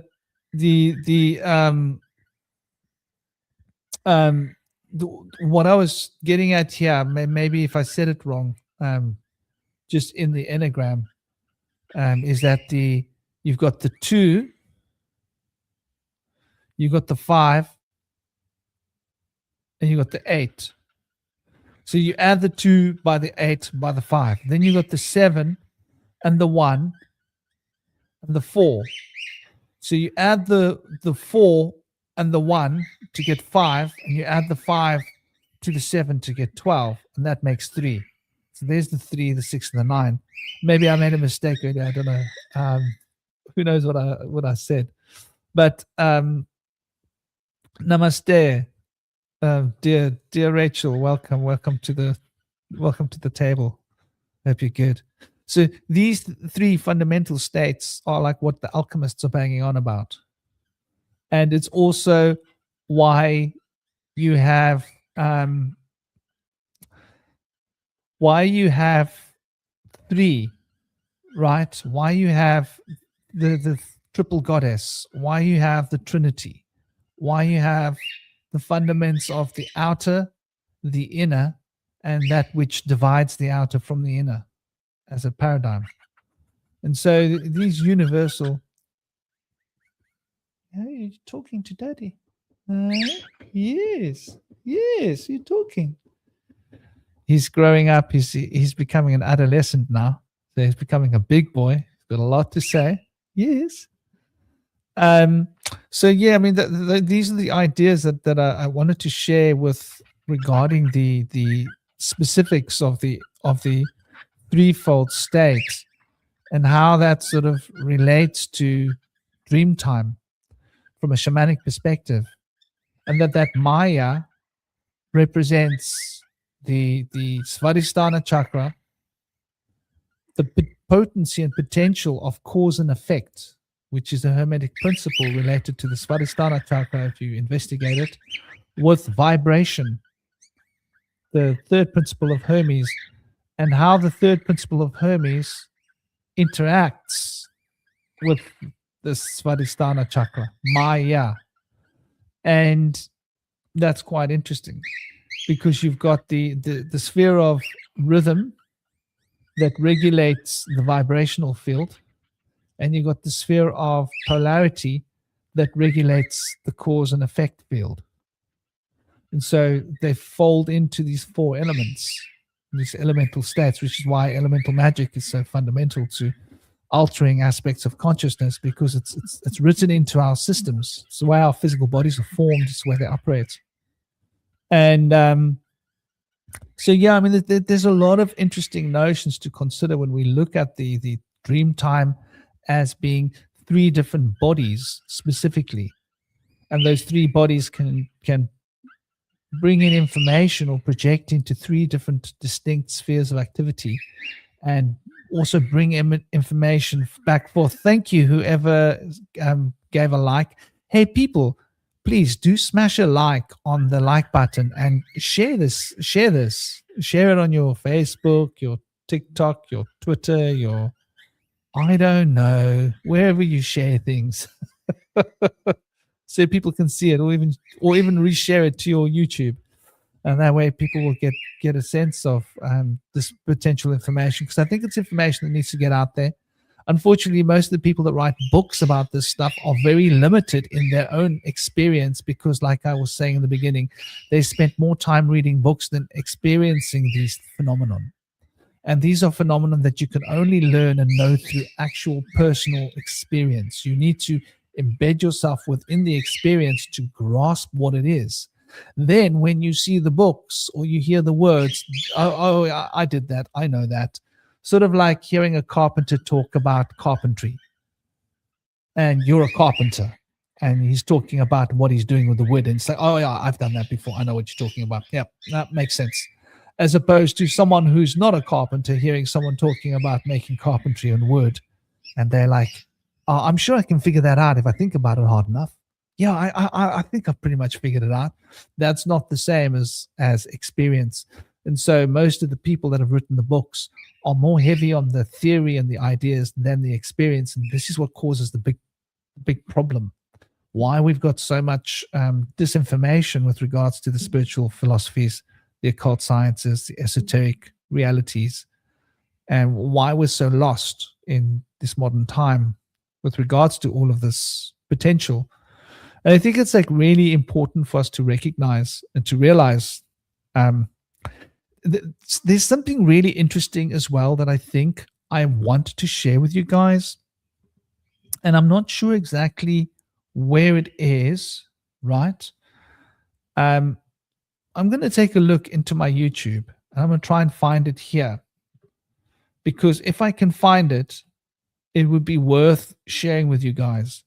It's a short clip. I've done a number of these discussions, little discussions, where I actually go into looking at some of the really fundamental elements of Dreamtime, and the essential nature of what I call the ancestral tree. And I relate the ancestral tree to what I call the chain of life, right? And the chain of life, I think, is something that's like not being understood. We think of ourselves as being separated. We think of ourselves as just having organs. As we don't realize how every aspect and every molecule within us is a separate universe in itself, and that all these various different universes are bound together by a secret chain, and that secret chain that binds all these universes together represent the most fundamental states of unity and unification within us, that is the essence of our beings. And so we think of free will, we think of ourselves as being administrators of free will, but actually how much of that free will is parts of us warring with other parts of us, sort of in the same way that you could imagine um, a group of people trying to be a democracy, right? And in the nature of this democracy, you're going to find there are going to be different people that are all going to be sort of trying to come together, trying to put things into context, and getting a bit lost in the process, because obviously there's going to be disagreements, right? Everybody's not always going to just agree on everything. And because of this, it's quite important for us to recognize this, I think. Um, and when we don't recognize this, that's when we get a bit lost. And getting lost in these elements is, I think, a bit of a problem. So what I'm going to do is I'm going to go and I'm going to see my son for 2 minutes or for 5 minutes. Then I'm going to come back here. I'm going to be in the chat. But while this is happening, I'm going to I want to share something. And I don't think you guys have watched it. And I hope it's the right video that I'm sharing. I think it is. It's the fractal chain of being. And I think it's really something that might be useful to people. And I'd love to get your opinions on how you guys, what you think of it, in the chat. Whether you agree with it, whether you think it's appropriate or not appropriate, or whatever your feelings are. But these are a series of videos that I made. It's part of a course, but I think it speaks quite loudly. So without any further ado, I'm going to give it the stage.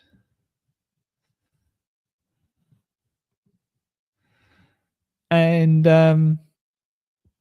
yeah, here it's going to come. So we're just going to get it so that it's full screened over here. And we're going to put it into that kind of a context. And I'm going to put myself on silent and I'm going to hit play.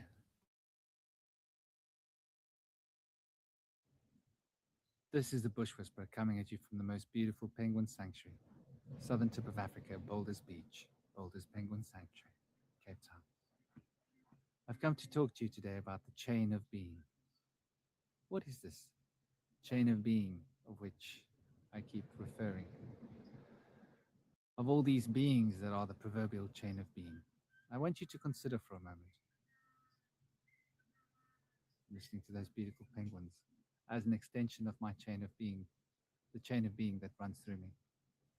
When you breathe, it is by the virtue of the angels. When you speak, it is by the virtue of the guides.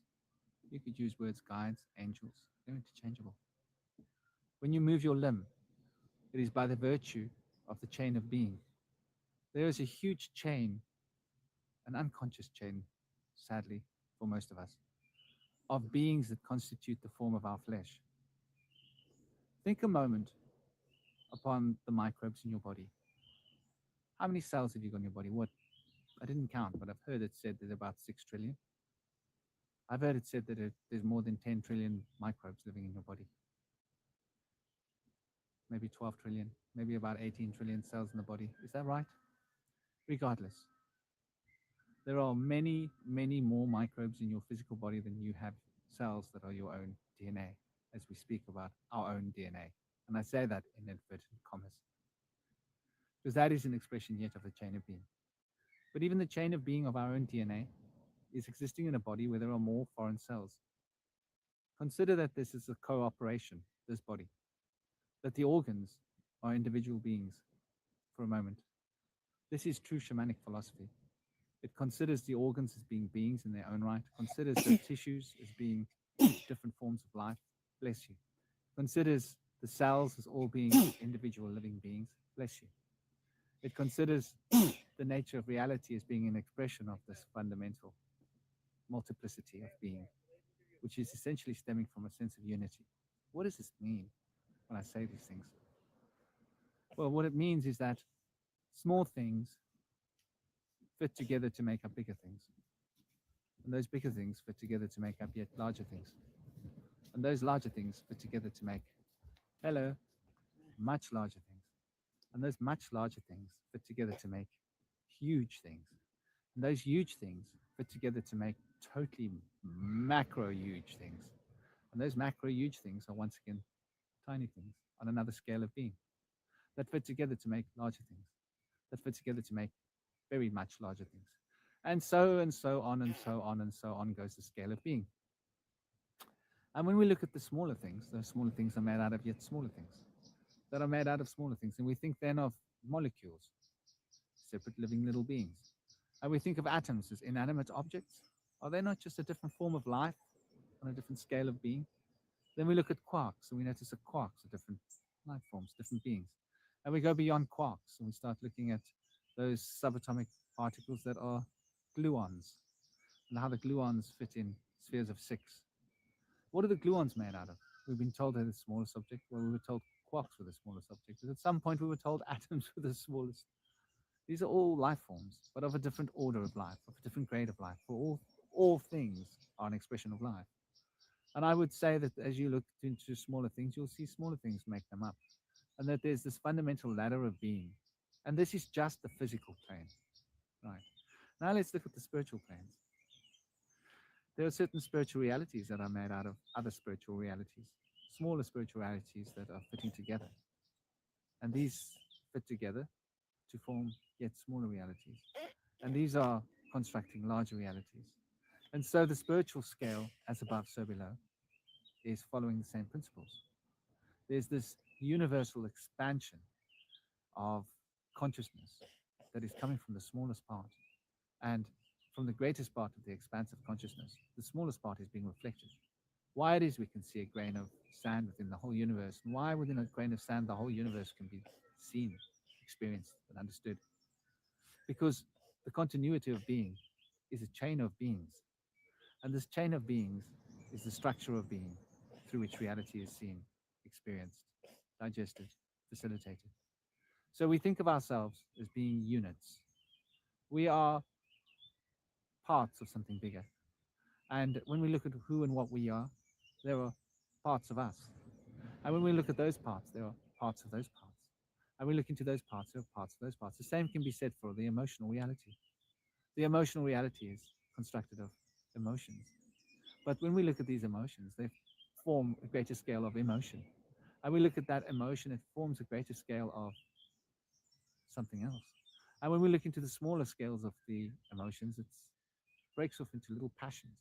And we look into those little passions break off into more manifestational thought objects relating to fantasies and such.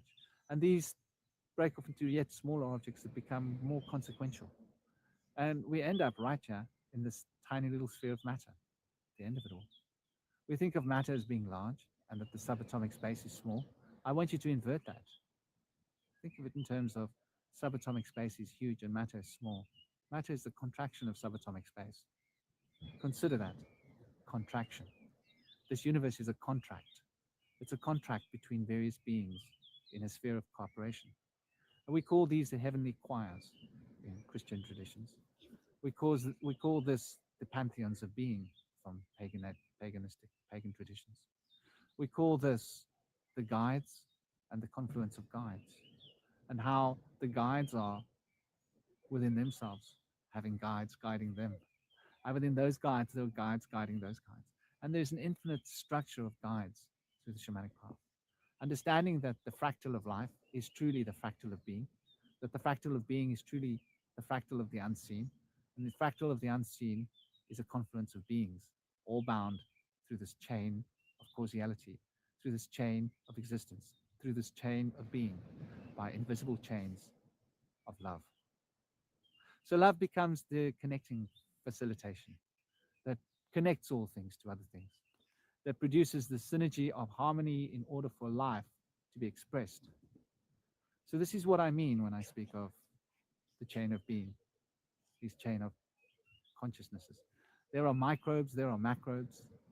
There's an almost seeming infinite series of chains that are connected through this profound chain of being, that bring into being the chain of self.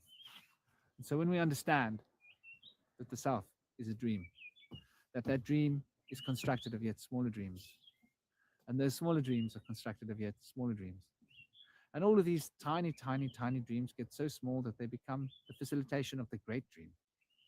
And the great dream is part of a greater dream, expressing yet the greater dream of reality. And this reality is a confluence. And to grasp this is to grasp the nature of the self. For the self seems to be something that it's not, seems to be a separate unit, but it's not a separate unit. The self is an expression of this chain of being. And an identity is what we start to attach to the meanings of the chain of being that we're experiencing. And we start to attach these meanings to what we're experiencing. We call this the self. Though in truth, there is selflessness. There's truly many, many, many, many, many selves operating within each aspect of yourself.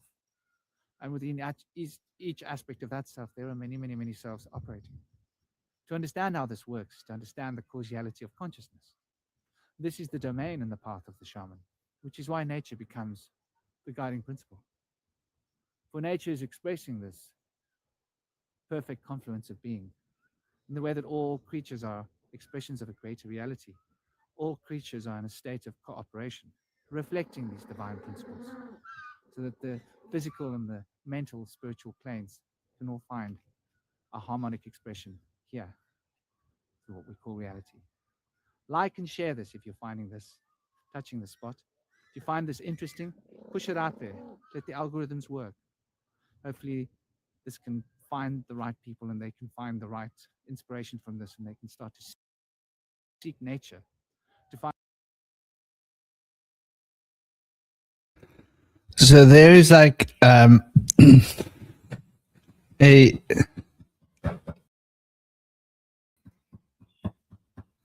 so there we go.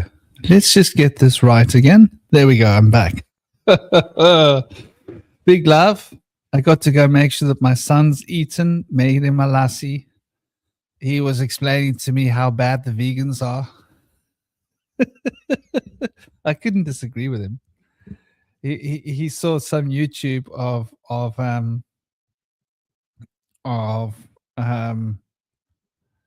basically vegan protesters going to like harass people outside restaurants. And he was like, what's wrong with these vegan people? And I said, I don't know. They've been eating Linda McCartney's vegan soya burgers and the processed rubbish and their brains are added. So I had to agree with him. You know, there are a lot of crazy. Veganism has become like a disease, sadly, because it's a really healthy diet if you get it right. But you got to really get it right. You can't mess around with it. You know, it's like mountain climbing. If you don't know what you're doing, don't go on the mountain, right? If you haven't been properly trained to mountain climb and you don't have the correct gear, don't climb the mountain because you're going to fall off. But yeah, big love. We've got D Love. We've got D Love. And we've got Rachel Higgins. We got Rob, we've got Stein and all the other brothers and sisters here, Darlene, and we got Systematic Zoo back. He's back in the road. Welcome back, dear Toby. Toby went off, and I thought that was pretty nifty. I also managed to take a break, Toby, and go and see my boy for 10 Nice. minutes while I actually had a relevant video that's very relevant to ancestors and the chain of being. By the way, what did you guys think of the video? Who of you guys saw that short little lecture, part of the 108? That's part of season 2 on the chain of life and on the fractal chain of being. What did you guys think? Did you like it? Om Namah Shivaya to everybody. I hope you guys found it fun. What's up? There's Toby. I personally haven't seen that video. I think I've only seen season 1 of the videos you did. I'm just getting ready for work, so I'm gonna put my headphones in while I walk to work, and then I'll dip in and out. I'm not sure how long we're doing this live for, but yeah, just getting ready for work now, and yeah, I'll jump in and out. But if I've got my camera off, I'm still listening. Well, big love, brother. Yeah, man. Well, I'm glad you liked it, D-Love. I'm glad you did. Funny thing about that series was I woke up one day and I had to make a response to something I'd seen on YouTube. And then I realized, hold on, there's no point doing this unless I start at the beginning. So I started at the beginning, and it organically, over 108 days, it evolved to become season 1, or the first lecture series of 108 videos. And then I was like, well, now I've just prepared the garden bed. Right now I need to get the seedlings, like the seeds, ready to put the seeds into the garden bed before the can start to root. And so the next season of 108 came exactly after that. So there was like a year, less than a year of filming, and I did the 216 little lectures. And then I started on season 3, which is much longer lectures. Those are 30-minute lectures. And they're not 108, and then there's 72 of those. And at some point, there's going to be a season 4. So I haven't quite finished season 3 yet. Most of it's on my Patreon for the season 3. And that's going like now, that's starting to actually, that's the growth of the plant. The first one is preparing the garden bed. The next one is getting the seeds and the seedlings ready. Then season 3 is about the actual plant and the infrastructure and the growth of the yeah, D-Love. 108 lectures in one, 108 lectures in the second, and 72 in the third. And the fourth will probably be either another 72 or longer lectures. There might be longer lectures because the 30-minute lectures can take so much sound bites. Then I'm going to have to do hour-long lectures after that, or close to an hour. And then when I do hour-long lectures, it might only be 54 lectures. And that could probably be season, and then that would be season 4, and then season 5 would then likely be 90-minute lectures, and that would be 36 lectures, and then season 6 would be 120-minute lectures, and there would be probably or 2-hour lectures. No, I'm thinking 120-minute lectures, and that would be 27 of those. And then season 7 would be 2.5 hour lectures. So that's how it goes. It'll probably get to the point where there's 7 lectures. 7 3-hour lectures or 4-hour lectures. Good luck, people, if you make it through all of that. But then that will be like like specific exercises really broken down into like detail. And I've got to work on it. It's a work in progress. It's going to take years to build the entire infrastructure of the entire, from the beginning to the master class levels. But yeah, the whole idea of the threefold nature, and that there is this fractal potential of a universe that is connecting us. I thought you'd appreciate it, but that's just how my brain breaks everything down. And it would come back to 12, and from 12 it would be 7, and then I suppose it would have to be 3. There'd have to be 3. There'd have to be like an entire section on one of each of the 3 aspects. That would be that would be like intense,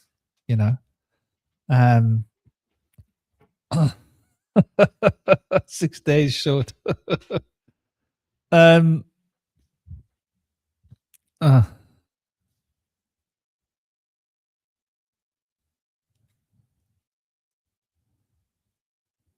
Yeah, I am actually. I do have audio.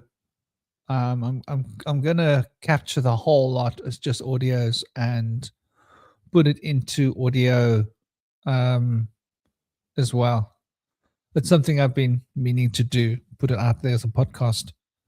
But yeah, the whole nature of our mythology, and the way that our mythology has been reorganized, and the way that our knowledge has been hidden from us behind this threefold system, and that our organs, we've been taught that our organs aren't independent beings. And as a shaman, this is really offensive to me. Like people don't realize that their heart have a mind of its own, and your appendix has a mind of its own. Your kidneys have a mind of its own. Your liver has a mind of its own, right? And each of these organs has its own personality. It's quite an intense thought. So like, people that are angry from Chinese medicine perspective are people that allow their livers to dominate. People that are very fearful allow their kidneys to dominate. People that suffer from anxiety allow their hearts to dominate. In other words, when I say dominate, I mean not in harmony. People that are neurotic and too much thinking allow their spleens and their stomachs to dominate. And people that are too impulsive allow their genitalia to dominate. So when we look at how the systems work, these are all separate little beings that are part of a group of beings and expressing fractal states of consciousness that becomes a single unity of my body. And that's why certain foods hurt certain organs, because of the vibrations within those foods. But certain foods are good for other organs. So a food might be good for one organ but bad for another organ. And that's like quite interesting. Often. Do you know, I find it really interesting that, because walnuts are really good for the brain, and they look like little brains, and the carrots are good for the eyes. And when you cut a carrot, there's an eye in the center. So it's very interesting how certain foods, how they look, relate to what they're good for. I'm not sure if you've seen the comments, by the way, but somebody's like, "Happy White History Month. You are all descended from Scottish criminals. Stop trying to be smart." So this is what the Scottish criminals' descendants are doing. They really are crawling out of the woodwork today, aren't they? But anyway, I wanted to say, in regards to different organs having their own, like their individual frequencies or whatever, was there a time when our organs were related to different gods at all? I would imagine there was a time when there were separate beings running around on the planet.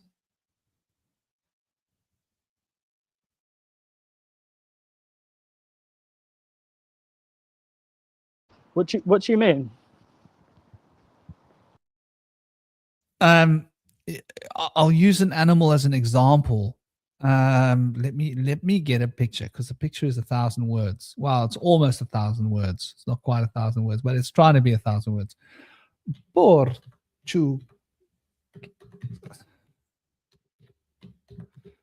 So, yeah, we go. We got a beautiful one right here. We're gonna show you. We're gonna show you so we can get it to you and understand that it moves right through you, because it's not getting onto you. So we're going to share our screen. We're going to do that. We're going to turn off the volume, and we're going to go there, and we're going to go voila. So here we go, is a classic example of a Portuguese man o' war. Voila. Now, yeah, those things sting like hell. I know, because I used to surf at a place where there used to be them.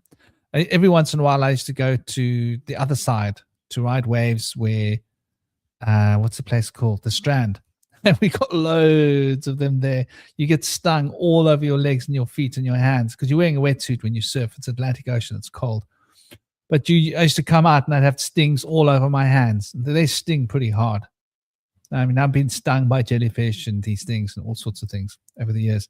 But anyway, this Portuguese man of war is quite interesting, because it shows the evolution.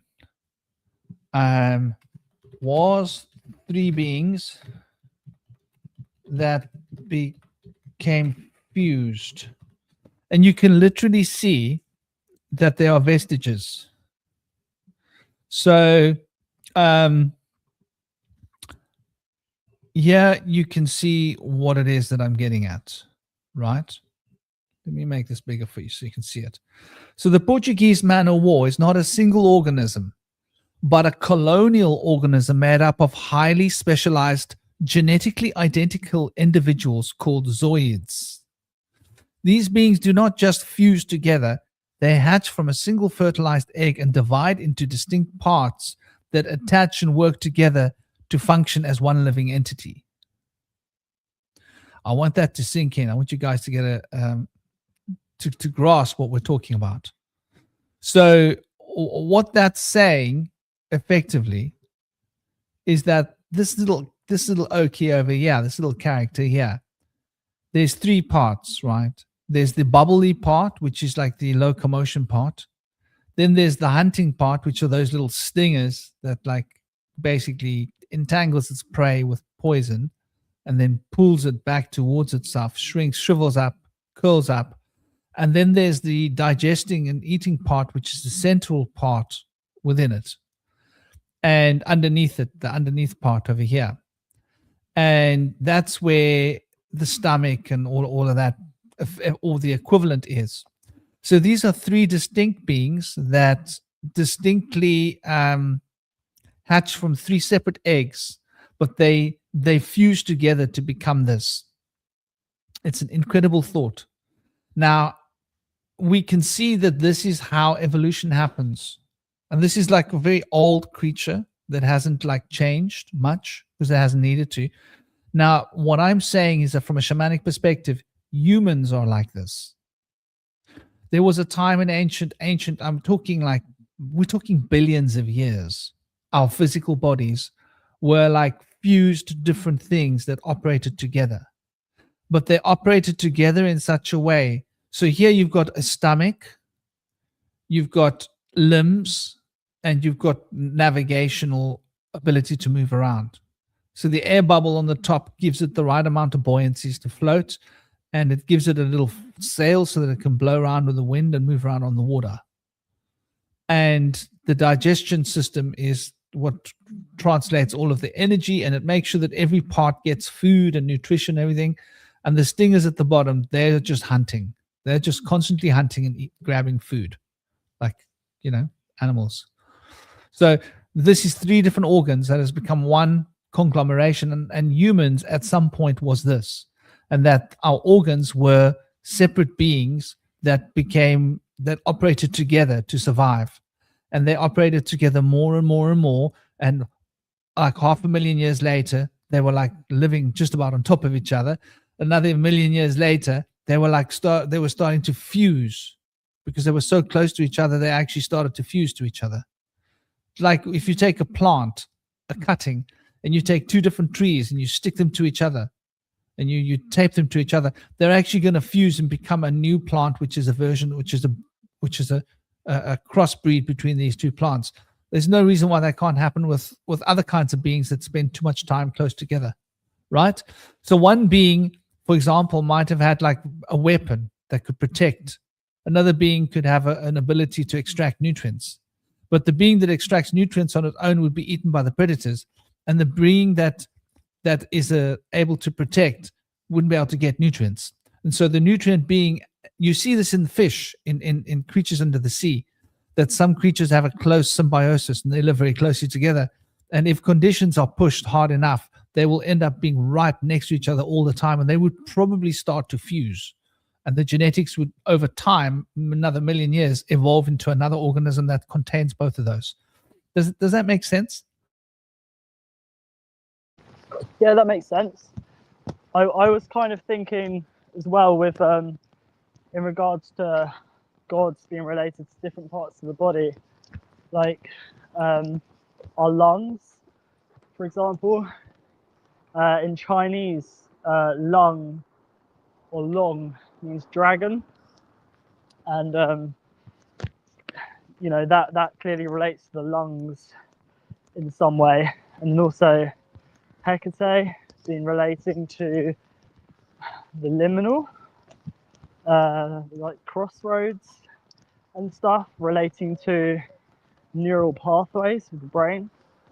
Like these are all kind of, there's many more as well, but these seem to signal to me, well, first off, gods being guardians of dimensions, in which there are many, and that perhaps different organs are different frequencies that help us channel into these different dimensions. And it also relates to the archetypes as well, because I just view like dragons and Hecate and all these gods as guides, but then you can also kind of associate them to parts of the body too, all part of the psyche, because our body is in our mind. It's all in the psyche, and all these different gods and all these different archetypes that are part of us, not separate from us, and that we can work with them as we work with magic and stuff like that, and be in flow and be channels for them. And some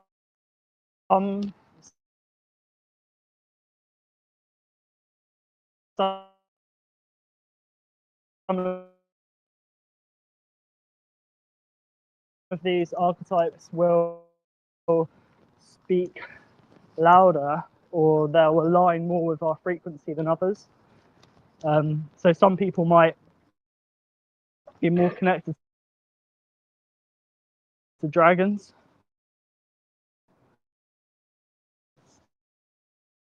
more of their free deep connection. Hecate has been the guardian of pathways. It's the liminal, the space between, the crossroads, you know? You know what I'm thinking, by the way? When you're walking, you might find it easier if you put your camera off when it starts to break up and speak closer into your phone, and you will find that your mic will, because it's AI controlled, will change its level, and the background noise will be filtered out more, and it won't break up so much when it's trying to stream video if you're in a place where there's like between different towers. I don't know if you're still with us, Toby. Yep, I'm here. Can you hear me? Yeah, that's much better, because you were starting to break up. I don't know if it was just my end, but it seemed like you were breaking up towards like the latter part. I'm almost at work, so I'll be inside in a minute. It's quite windy two here.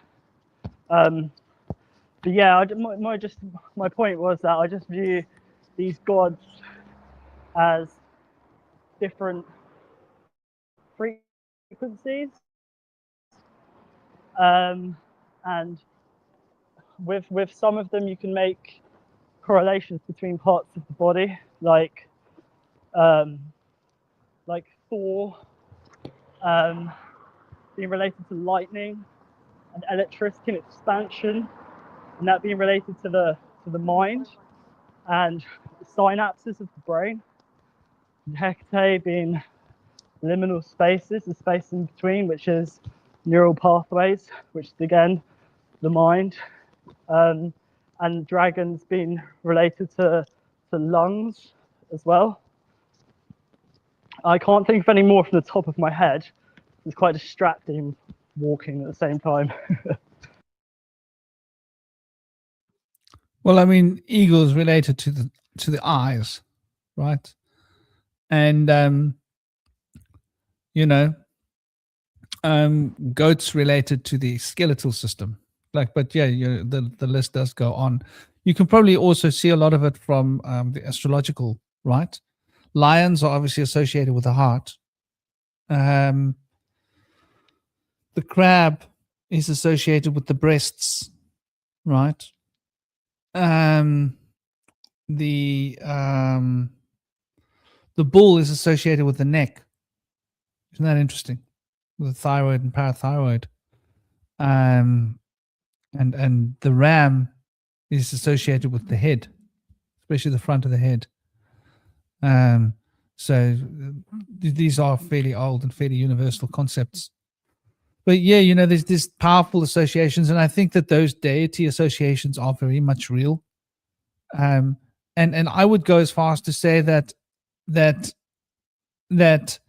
at a different time, those separate beings that were outside of the physical body were ruled by particular deities. And that's why we have different deities that rule different parts of our body. Because those beings would have been native and specific to those particular beings, those deities. And I do believe that they are symbolic and that they're physically related. So possibly what it is that a deity left something behind of themselves on earth. And that's something that they left behind of themselves on earth when they were physically here incarnate as beings. That was left in the DNA spectrum of life. And it manifests as that animal. And so that animal then being integrated into a fused group of animals that became the human, then brought that deity's quality through that animal into the human body. And that's why shamanically we have these guides. That's this fractal of life comes into effect, because we then have these connections with these animalistic forms of ourselves, which are actually highly divine and are actually related to deity. And we see that very clearly outlined in the Vedic cosmology and the Vedic system as well, of all the deities, all the devas, as well as the many of the beings that were sort of outcast, right? The giants and their descendants that were overthrown also left their mark here. So it's really an interesting discussion. I think it's an interesting science to look at these ancient connections between. So I would say that it's a mystical connection, it's an extra dimensional connection, it's a mythological connection. It's also a physical connection of residual DNA of when that being was on this physical planet that became that creature. How does that settle with you? Does that make sense? Give me 1 second. I'm just going through the door. Once I'm inside, I'll jump back on. Well, you're probably going to have to go back to work pretty soon, I take it, and get cranking. Maybe we'll get a little while. Welcome back. I can talk while I work. It's fine. So I can talk while I work. It's fine. I do it all the time when I'm, well, not all the time, but when I'm listening to podcasts, my mind, that's how I train my mind, is while I'm cleaning. It's like I'm doing Tai Chi for my psyche. So, you know, I'm able to chat while I work. So, yeah. But I have just forgotten what you mentioned a second ago. I was sort of a bit distracted going through the door then. What did you just ask?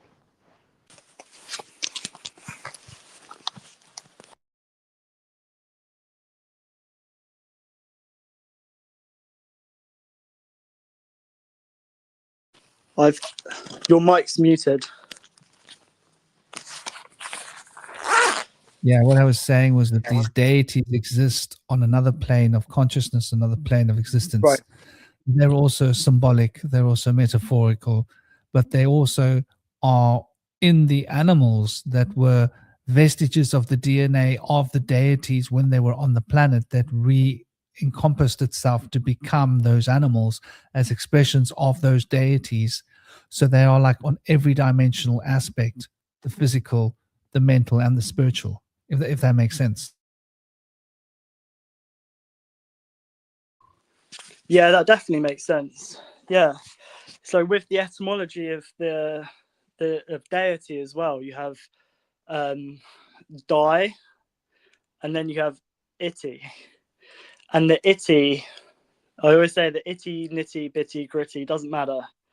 It's the bit before that, which is the day, which is the die, which is the transformation or the changing or the emerging, like a butterfly emerging from a chrysalis. In Chinese, butterfly means die. And it seems that's what we're here to do. We're here to die. And some people might be like, well, yeah, that's the curse of life, is to die. Why would God create us here if we're made to die? Well, the word's been inverted, and we're just here to change. Like, we're here to transform, to grow. Be that grow outwards, grow inwards. It's transformation. So these deities, I always say that gods are guides, or like guardians of dimensions. And these dimensions is the psyche. All dimensions is the psyche, like the all mind. And by looking into the teachings of these gods or people's stories of these gods, the archetypes, the story arc of these guides, then we can understand ourselves and the world around us, which is not just here, the physical realm, but realms beyond, inner realms and outer realms. And another example is Ganesh being an elephant, and then that being related to the brain, I guess. I'm pretty sure Ganesh relates to the mind, and it's to do with like overcoming obstacles. And when people are like, oh, there's an elephant in the room, that means like there's an obstacle in the room, there's something there. But yeah, I've forgotten what I was going to say, because I was about to say something just before I started walking through the door, and I think perhaps I've come from outside to inside. I could go out and retrace my steps. That usually works, but I'm not going to do that. I'll see if it comes back to me, and I'll let you know. Yeah, I mean the aspects of the mental power is definitely related to Ganesha for sure, and that's why Ganesha is the scribe of the heavens, and carries the information, carries the knowledge of the deities into physical manifestation, and he actually breaks off his tusk to use as a writing implement. He's also the god of the boundaries. That's interesting. We're talking about knowledge here. When Parvati wants to take a shower, Nishnan Kilya, then Shiva wants to come and hang out with her when she's having a wash because, Parvati looks pretty good when she's got her kit off. Then Ganesha was left there by her to protect her, to not allow no one to pass to go and see her. And Shiva was like, who do you think you are? I'm Shiva. I want to see that woman with her kit off. And he gives him like a backhand, removes his head. And that's how he got the animal head. So he literally got the animal head because he lost his head because he was maintaining the boundaries, which is quite interesting. And those boundaries are what lock us out from the potential to manifest. So the boundaries are the things that we remove when the boundaries between ourselves and the energetic potentials within our consciousness field. So, it's definitely a very, very interesting connection there with the mind and the 5 gunas, those aspects of mental potential and power. And you could think of Ganesha as sort of the deity of wisdom in a way, if you really get right down to it. There's a closeness with Sarasvati. And Sarasvati is very much to do with wisdom. The feminine potential, which is obviously Ganesha is the active expression. Sarasvati is the inner maintaining that potential on an inner level. So I'm noticing we've been going for like 2 hours and 39 minutes, which is like longer than we planned to. I thought maybe there's a few things you wanted to say. If there's stuff on your mind, do you want to unwind? Yeah, I'll try and unravel what's in my mind.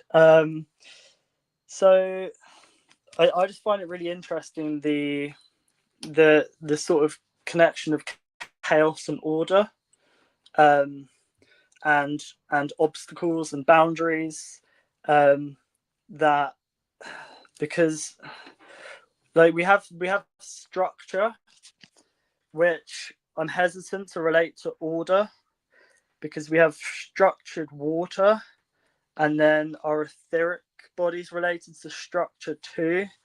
But I just find this this relationship between chaos and order very, very interesting, because like the chaos is like the course of where something's come from, and then the order is like the ore and the door. It's like the movement of the chaos through the door.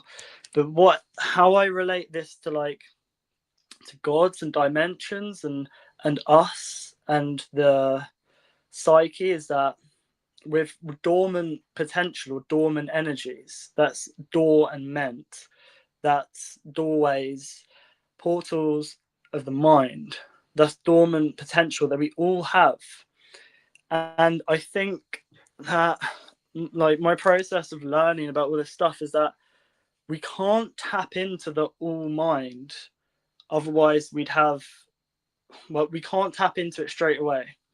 Maybe as children we observe it, but I think that's how people get like psychosis or like what's called like mental illnesses and stuff, is they're tapped into too much, but they have no guidance or no order. It's just chaos. They don't have doorways because the doorways are closed. And with like tapping into these gods, guardians of dimensions, opening these doorways, and observing or acknowledging and letting the chaos flow and understanding the course of where these archetypes come from in relation to us, in relation to the psi stem, where this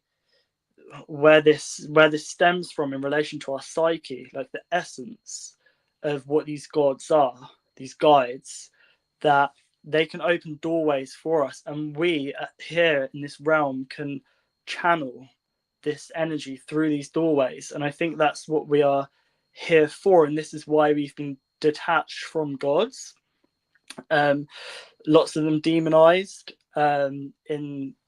in place of the one true God who's up in the heaven, who will send you to hell if you're bad. and now it being replaced with AI and the artificial, is that you've got to work. You've got to, like, you can't just exercise your body. You've got to exercise your psyche as well. You've got to, like, exercise your mind and, like, be in flow. And that when you are in flow and have movement and have discussions like this, listen to discussions, open up your mind, you can hear things that you can get keys which unlock doorways. And some of these keys come from hearing information, or like these gods are like, oh, what's Ganesha about? What's Hecate about? What's Thor about? Odin, what's their story? And we have this deep connection to their story because their story and our story is entwined.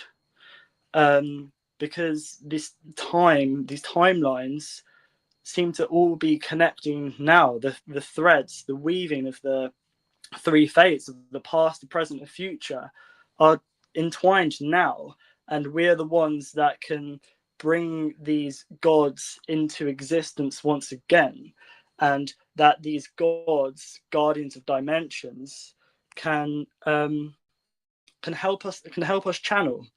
And what's so there's a really high-pitched noise in the background. The reason why I'm saying this is that these gods are guides, and they can help guide us and help channel us on our journey, because where we are now, this is just like a midpoint. It's like known as Midgard or whatever, and that we can channel energy in and move energy by working with these gods, and knowing that they're not external from us. We're connected to them. They come through us as archetypes, and these archetypes are stories, and stories are a store of energy. And when we tap into and connect to these gods, we can, it gives us power, it gives us energy. Whereas what's happening now, especially with AI and stuff, is that people feel powerless, and there's an energy crisis, and they're giving their power away to a false digital entity.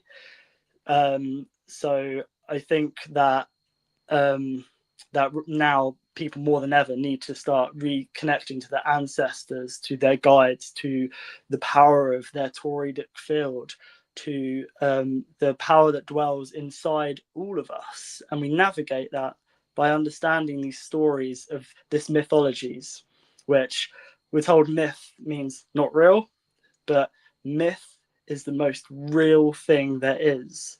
And I'll use Lord of the Rings as an example. For anyone who's seen that, Frodo has his mithril vest on, which is really, really light, as light as a feather. The mithril is the myth wheel. If we understand the myth wheel and our place in the universe and these archetypes, that this is armor for us against trolls. And people will troll us and try to attack you, but they won't be able to pierce your armor. And the armor in French, amour, means love. So our armor is love. And when we understand the mythology and we start tapping into that, we'll have that frequency of love, and that can't be pierced by these people trolling online or whatever. So yeah, I'll finish up with that today. I like that. The armor that keeps the trolls away. Make your myth real. Wear it as armor. It sounds like a cool advert, like make your myth real. Wear it as armor. Myth real. You know? Myth real armor. And it's like a workshop to teach the myth real armor workshop. Keep those trolls at bay. Also, beautiful, man. Yeah. I just have to say as well that the myth real is the myth real, and that it reminds me of the ether or the ethereal. My ether real is a mithril.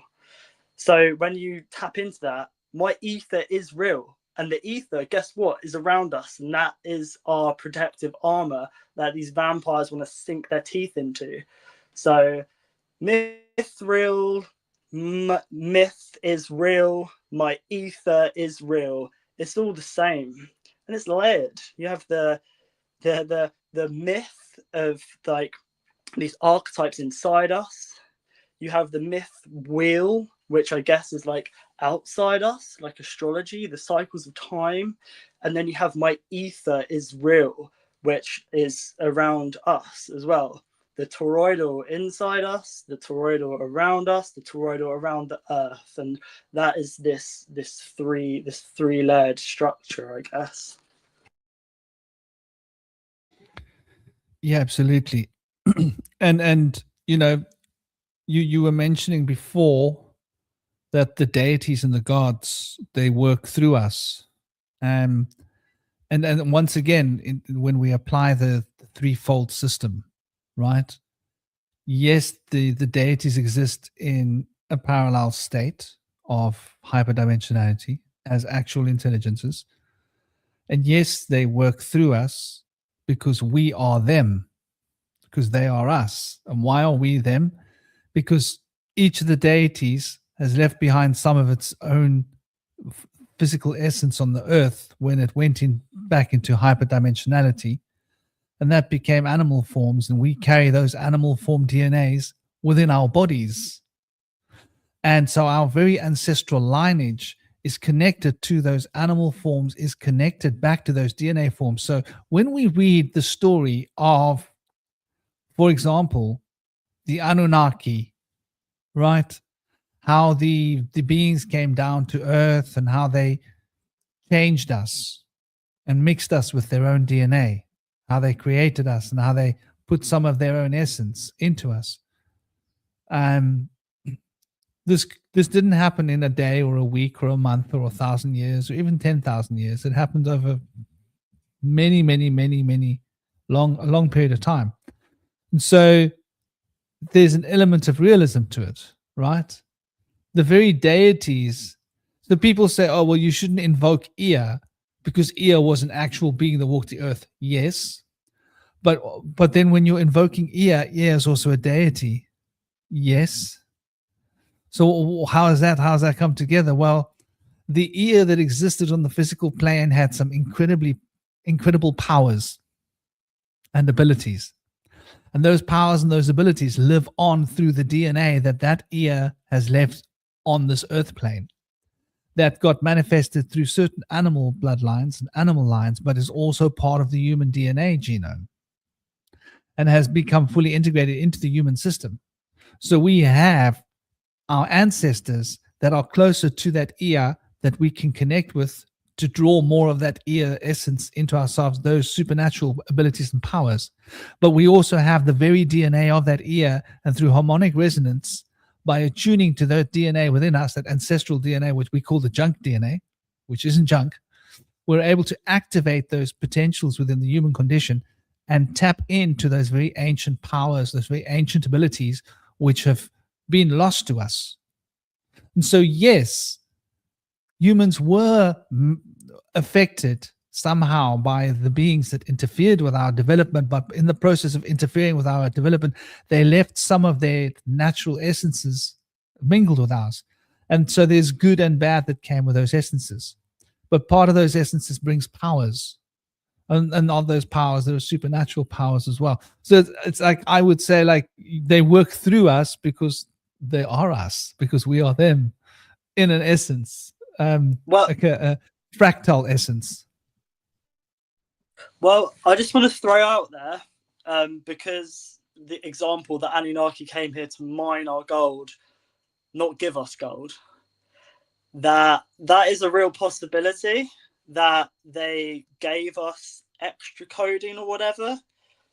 But it seems to me that could they have come here and messed with our DNA and in a malevolent way, not in a beneficial way. And I know that there were some good, some bad, but it seems that telomere caps were put on the end, or caps were put on the end of our telomeres. Our life expectancy has gone down.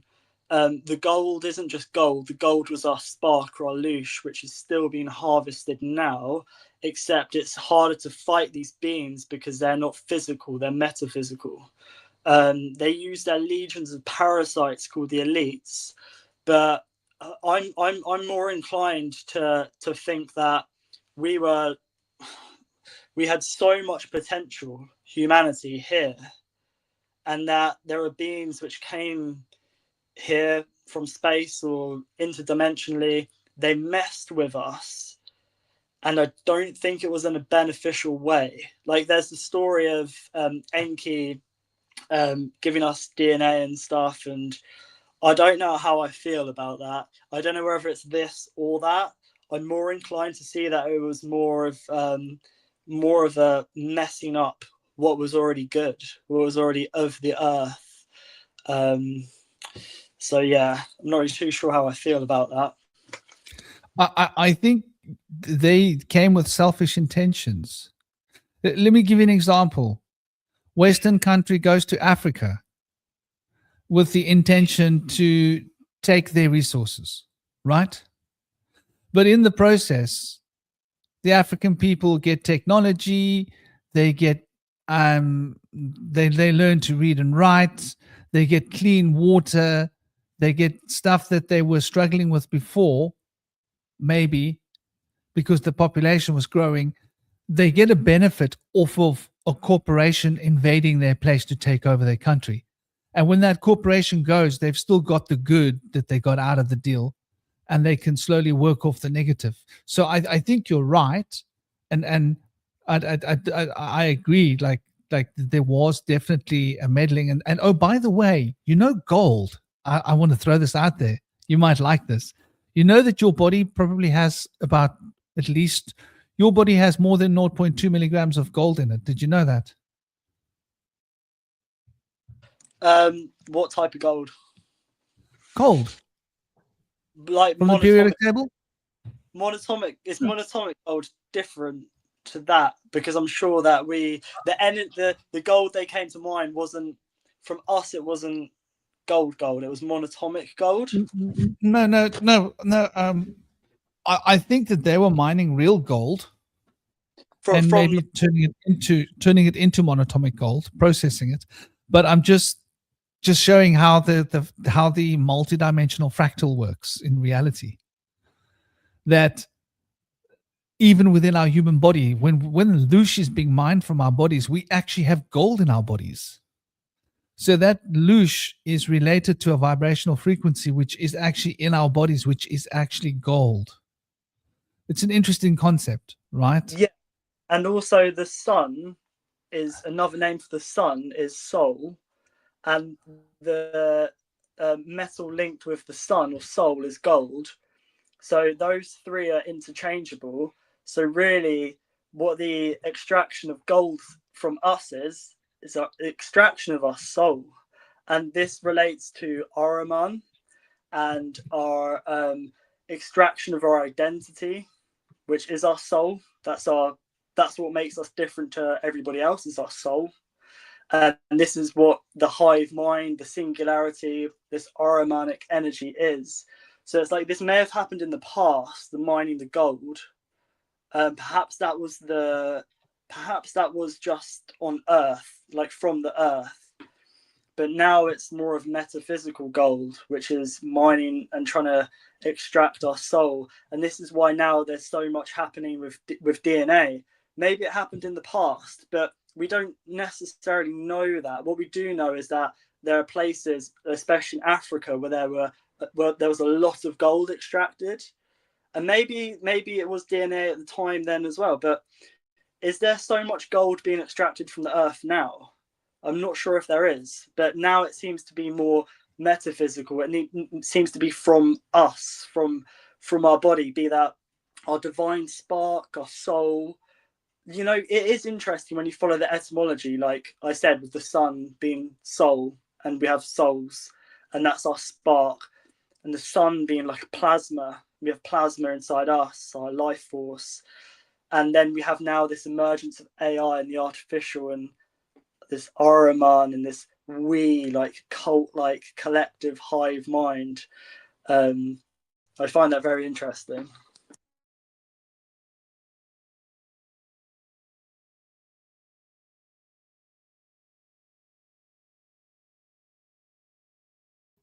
That's very interesting.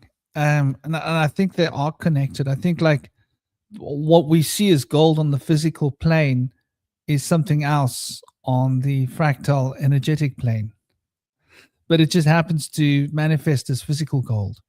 But I think that the fact that they came out to mine physical gold from our planet means that they were taking something energetic as well. Because, like, you can't do one thing without doing another thing, if that makes sense. You can't, if you're dealing with a fractal system and you take one thing out of that fractal system, you're actually effectively taking other things out of that fractal system too and moving them around. So in that sense, it makes sense that they would have been, in order for them to be able to mine our physical gold, they had to mine our energetic loosh. And even though now they're not mining the physical gold, they are mining the energetic loosh, but they have us mining the energetic gold on their behalf. Right? Like, it's an interesting concept. So when we look at like gold, right? So there are 216,000 metric tons of gold. Isn't that interesting? Hey? On Earth, 216,000 metric tons. And if we say Graham, there are 1,600 metric tons of gold in the human population. Yeah? How's that? If you were to take all the people and like extract the gold from all of the human bodies, you'd have like 1,600 metric tons. It's a lot of gold. Like, the human race is like, we're a golden race. It's a funny thought, like, you think about it. But so I think that there must be a correlation and a relation between those numbers somehow, a ratio, yeah, which is quite interesting. Because, and don't you find it interesting? I wonder where the number 216,000 comes from. Why 216? Because that's a powerful number. Maybe I can get a share this tab instead. Why is it powerful? From the Masonic traditions. Oh, I've never heard damn. it. Well, 216 is a number that is quite important within the Masonic tradition. It's also a number of the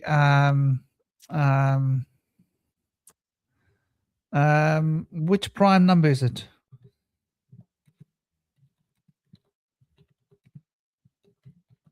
I'm sure it's a prime number. Must be. Because these guys are always pretty obsessed with these. Sorry, it's a composite number. So it's only got two factors, 1 and itself. And it's a perfect cube. So it's got 16 different factors. Isn't that interesting? It's a perfect cube that's got 16 different factors in it. And it's divisible by several numbers: 2, 3, 4, 6, 8, 9, 12, 18, 24, 27, 36, 54, 72, 108, 216. Are you looking at those numbers? 216, that's 2 cycles of 108. It's also divisible into the 72 quinets, the 54, there are 54 letters in the Sanskrit alphabet, the 36 decans of astrology, the 27, which is 1/4 of the cycle of a rosary, which is 108, or a half a cycle of the Christian rosary.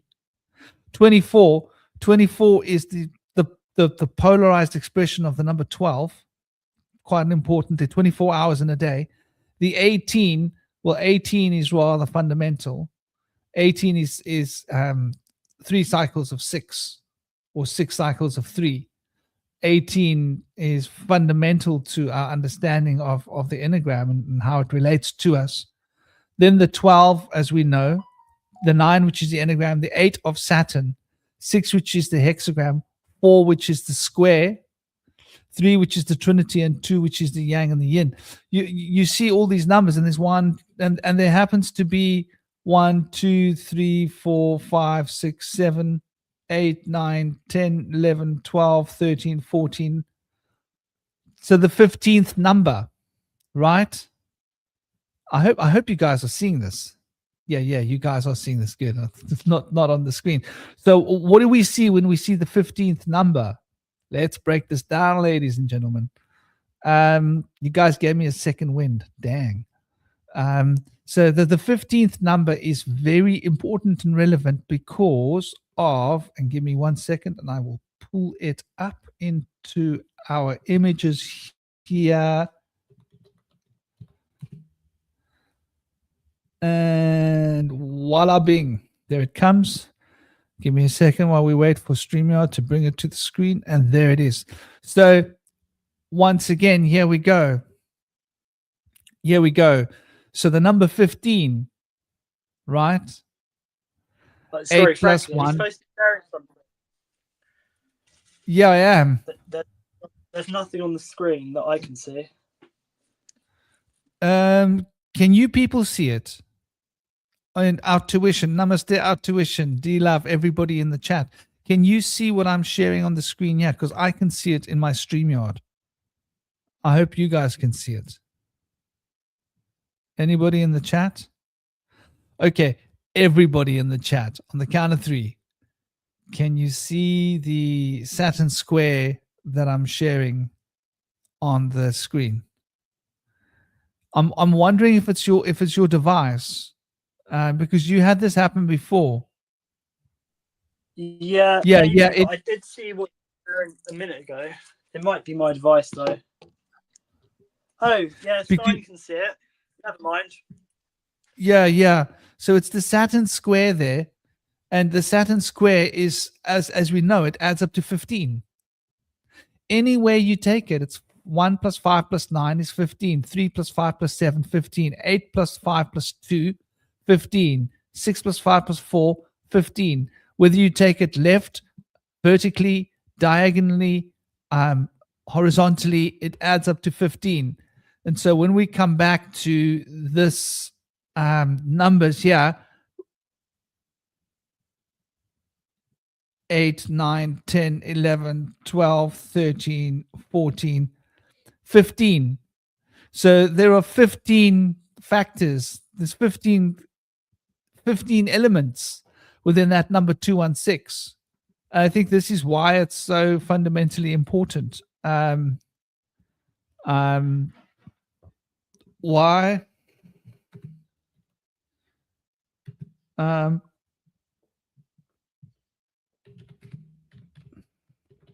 And I'm just touching the surface here, because I do think that there are probably going to be a lot of other elements if we really sit and investigate this number that will come up. So here we can see the Masonic explanations here. So the hidden name of God, right, breaks down to 216, which is 3 times 72, right? And that's the 72 letter name of God. The magic cube, which is 6 times 6 times 6. Yeah. So you can see why they hold that number in high regard. But I think the things that they're telling you here are simplistic. I think that when we start looking at this particular one, we're going to see so much more here. And, look here. 2 to the 3 times 3 to the 3. Isn't that interesting? If you take 2 cubed and multiply it by 3 cubed, you end up with 216, right? And then there's the 6 times 6 times 6, which we know. And so it's also the double scale of 108. So there's just so much about this number 216 that we can digest and never really see the end of. But so anyway, that's something to consider when we're looking at all of this. But getting it back to what we were talking about here, it all seems to align. It all seems to fit together rather neatly, if that makes sense.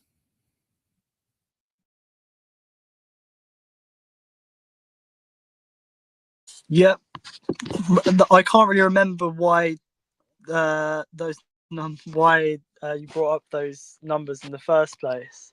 What did it relate to? The 216?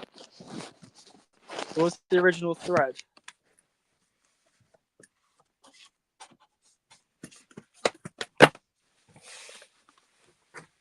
Your mic's muted, by the way.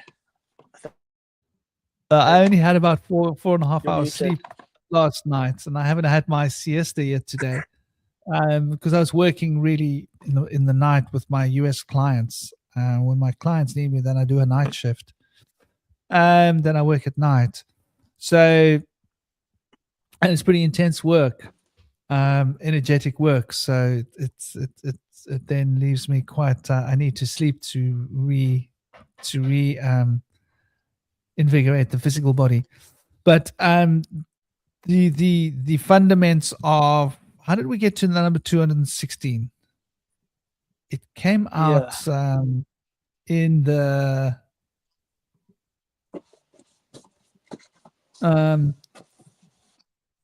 oh yes, it came out here in the gold.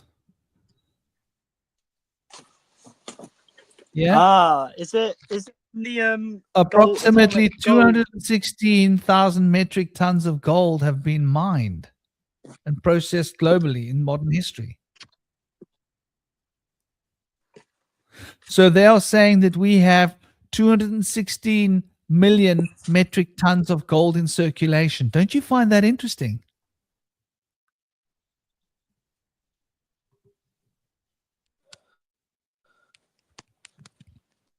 Yeah. That number would be the amount of gold Kind of. there is. I mean, I can't really wrap my head around it, to be honest with you. But just the number 216 is like probably one of the most important numbers in Masonic knowledge. I mean, it's just trying to. In all occults knowledge, 216 is fundamental. It's also the enneagram. It's how the 1 and the 2 get together to make the 3, and then the 1 plus the 2 plus the 3 add up to 6. 216. Does that make sense to you? And then when you add up the 2, the 1, and the 6, you end up at the enneagram. Right? And when you add up the 2, the 1, and the 6, which is the enneagram, right? You end up at the 18. And when you add 18 plus 2 plus 1 plus 6, you end up at 27. And when you add 27 plus 2.2 and 1 and 6, you end up at 36. So it's just really interesting how these numbers compound, if that makes sense. I'm sure that you add 2 cycles of it to get to 54. Yeah, brother, fire away. My internet connection is not great. I was trying to find if 216 is on the gold periodic table, because I'm pretty sure I remember 216 being on there. It's like AG, but I swear the number was 216. It'd be interesting if it is, if you're able to check, because I can't for some reason. Are we talking about gold? Number being to do with gold. Yeah, on the periodic table, like when you get the information up. Pretty sure I remember 216 being on there. I think you're right. Is it gold or is it mercury? Which one is it? Let's take a look and see. It's not gold. It's another one.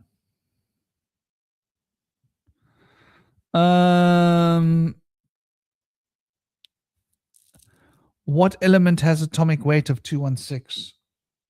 What element has atomic weight of 216? I think we're talking about atomic weight. Polonium. So what is polonium? What is polonium used for? I don't even know polonium. Very interesting. It's probably something worth looking up. There's probably quite a lot of knowledge we're going to discover by looking up the polonium. What is polonium used for?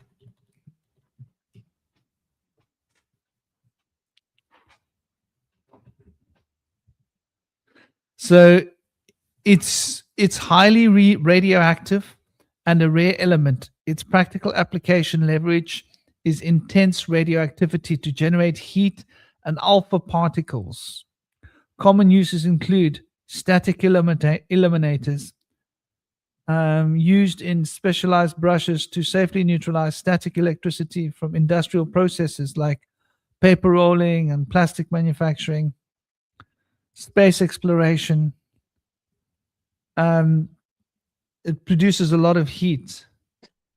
So it produces intense thermal power and neutron sources. When alloyed with elements like beryllium, it emits neutrons, which are useful for basic reactors starting up nuclear reactors. Wow. Okay. Isn't that interesting, huh? Well, So it has got, yes, Stein's yeah. said radium is 216 as well.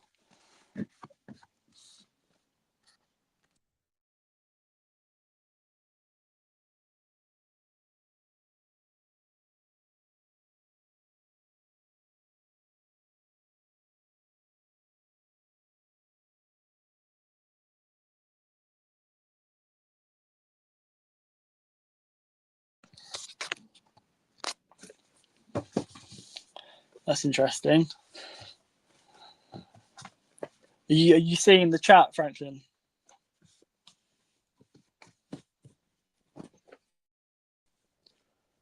You're muted. Yeah, sorry. Namaste, Carly. How are you?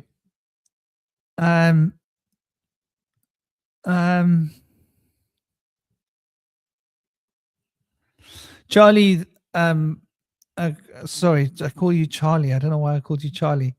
But Carly, you're talking about the chart. You're talking about that's the Saturn square and the Saturn sigil. I'm going to do a full breakdown focusing on that, maybe as a shorter video at some point soon. For people, I keep bringing it up in all the round tables. It's got so much importance. Radium is a silvery white, highly radioactive material element within chemical symbol. The 47 elusive problem, height 216. Oh, wow. Thank you for that, Chelsberg, the 47 Euclid problem. Yeah, I've seen this in those number triangles. That's where I've seen it. Thank you for reminding me. There are all these Euclidean, these different triangles of numbers that like everybody from Plato to everybody else used. Pythagoras was big on it as well. And this 216 always comes up as like that fundamental baseline number. But it's definitely it's not specifically radium. It is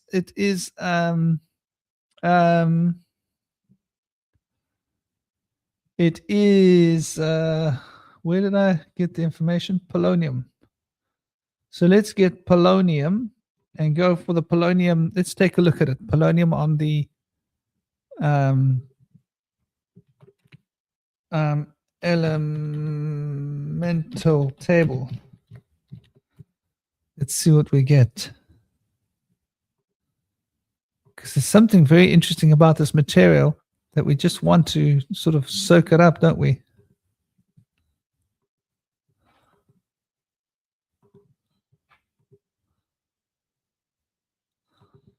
There we go. That's a better version, more clear.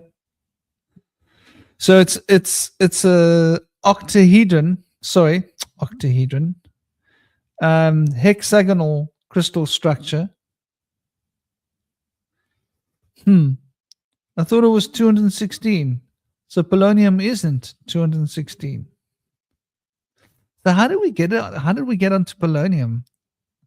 How did polonium find its way here? That's very, very strange. 216 atomic mass. Polonium 216. Okay, so you get polonium 216. Okay, that's why. Don't they love making it complicated, huh? Don't they absolutely just love it? Why make it simple?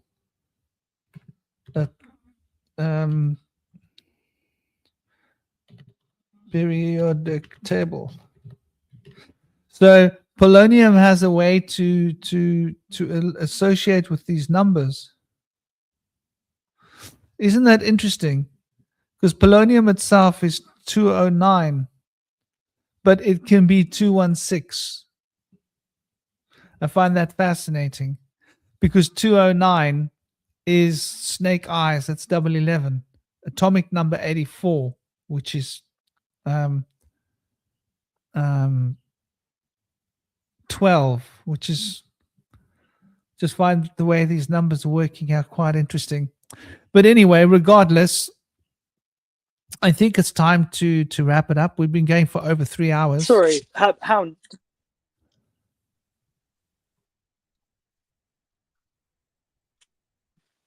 Yes, brother. Did you say 209 is snake eyes? Yeah, 209 is snake eyes because Why is it 209 breaks down- snake eyes? because the 2 and the 9 break down to 11.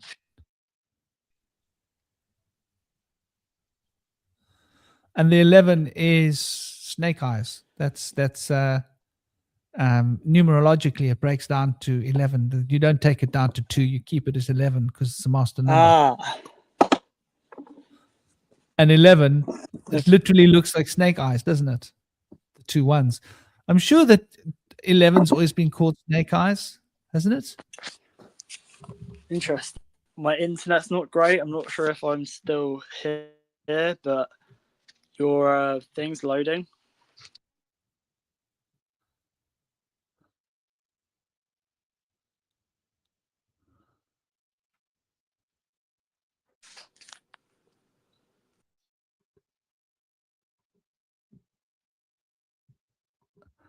So here's the thing where the snake eyes thing comes from. Yeah.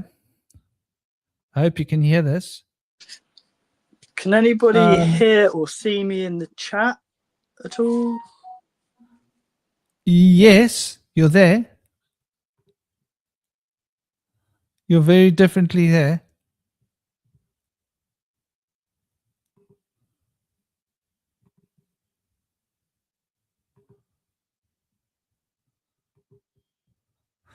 You're there. Your camera's off, but we can see you.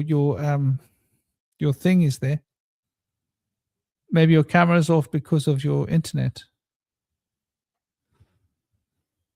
But yeah, everybody, it's definitely time for me to go. I've got to roll. I've got to get my self ready for. I've got to work. I've got my son. I've got a whole list of things. Yeah, it's interesting because there is such a thing as the polonium 216, which to me it's a bit mind blowing. They obviously have ways of adding certain charge to it. It makes me think of monatomic gold because monatomic gold can change things, right? The gravitational effects, mass, all sorts of elements can be changed by monatomic gold. So this polonium seems like a really interesting nuclear substance. It seems like it's one of the most potent ones. You can hear and see me I can't hear or see Franklin. His thing. I think it's your internet. I think it's your internet that's an issue. Maybe if I put my camera off, then you'll be able to hear my voice better because it'll be easier for your internet to download me. Am I right? Toby, you can hear me better now, right? Or is the stream still 1080p? I'm not quite sure how these technical things work. Regardless, I'm going to say to everybody, it's almost going 3.5 hours. It was not supposed to happen. A quick 1.5 hour podcast turns into 3.5 hours. What can we say? We love hanging with you people. You guys are amazing. I hope you enjoyed this little discussion and this couple of shares. Welcome, dear Tara and Carly. And big love to all of you peeps there. And I hope you guys, and Chelsea X Bug, not quite sure how to say that.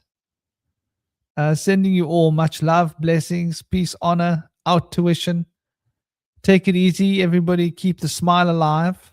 And we shall be back probably on Friday. Probably be back on Friday. Definitely be back on Saturday at the same time as always. And I hope you guys enjoyed the little discussion today. Got what you came for. Sending you all big love, peace, honor, respect. Om Namah Shivaya. Take it easy. Keep smiling. And don't forget, life is short. Big love.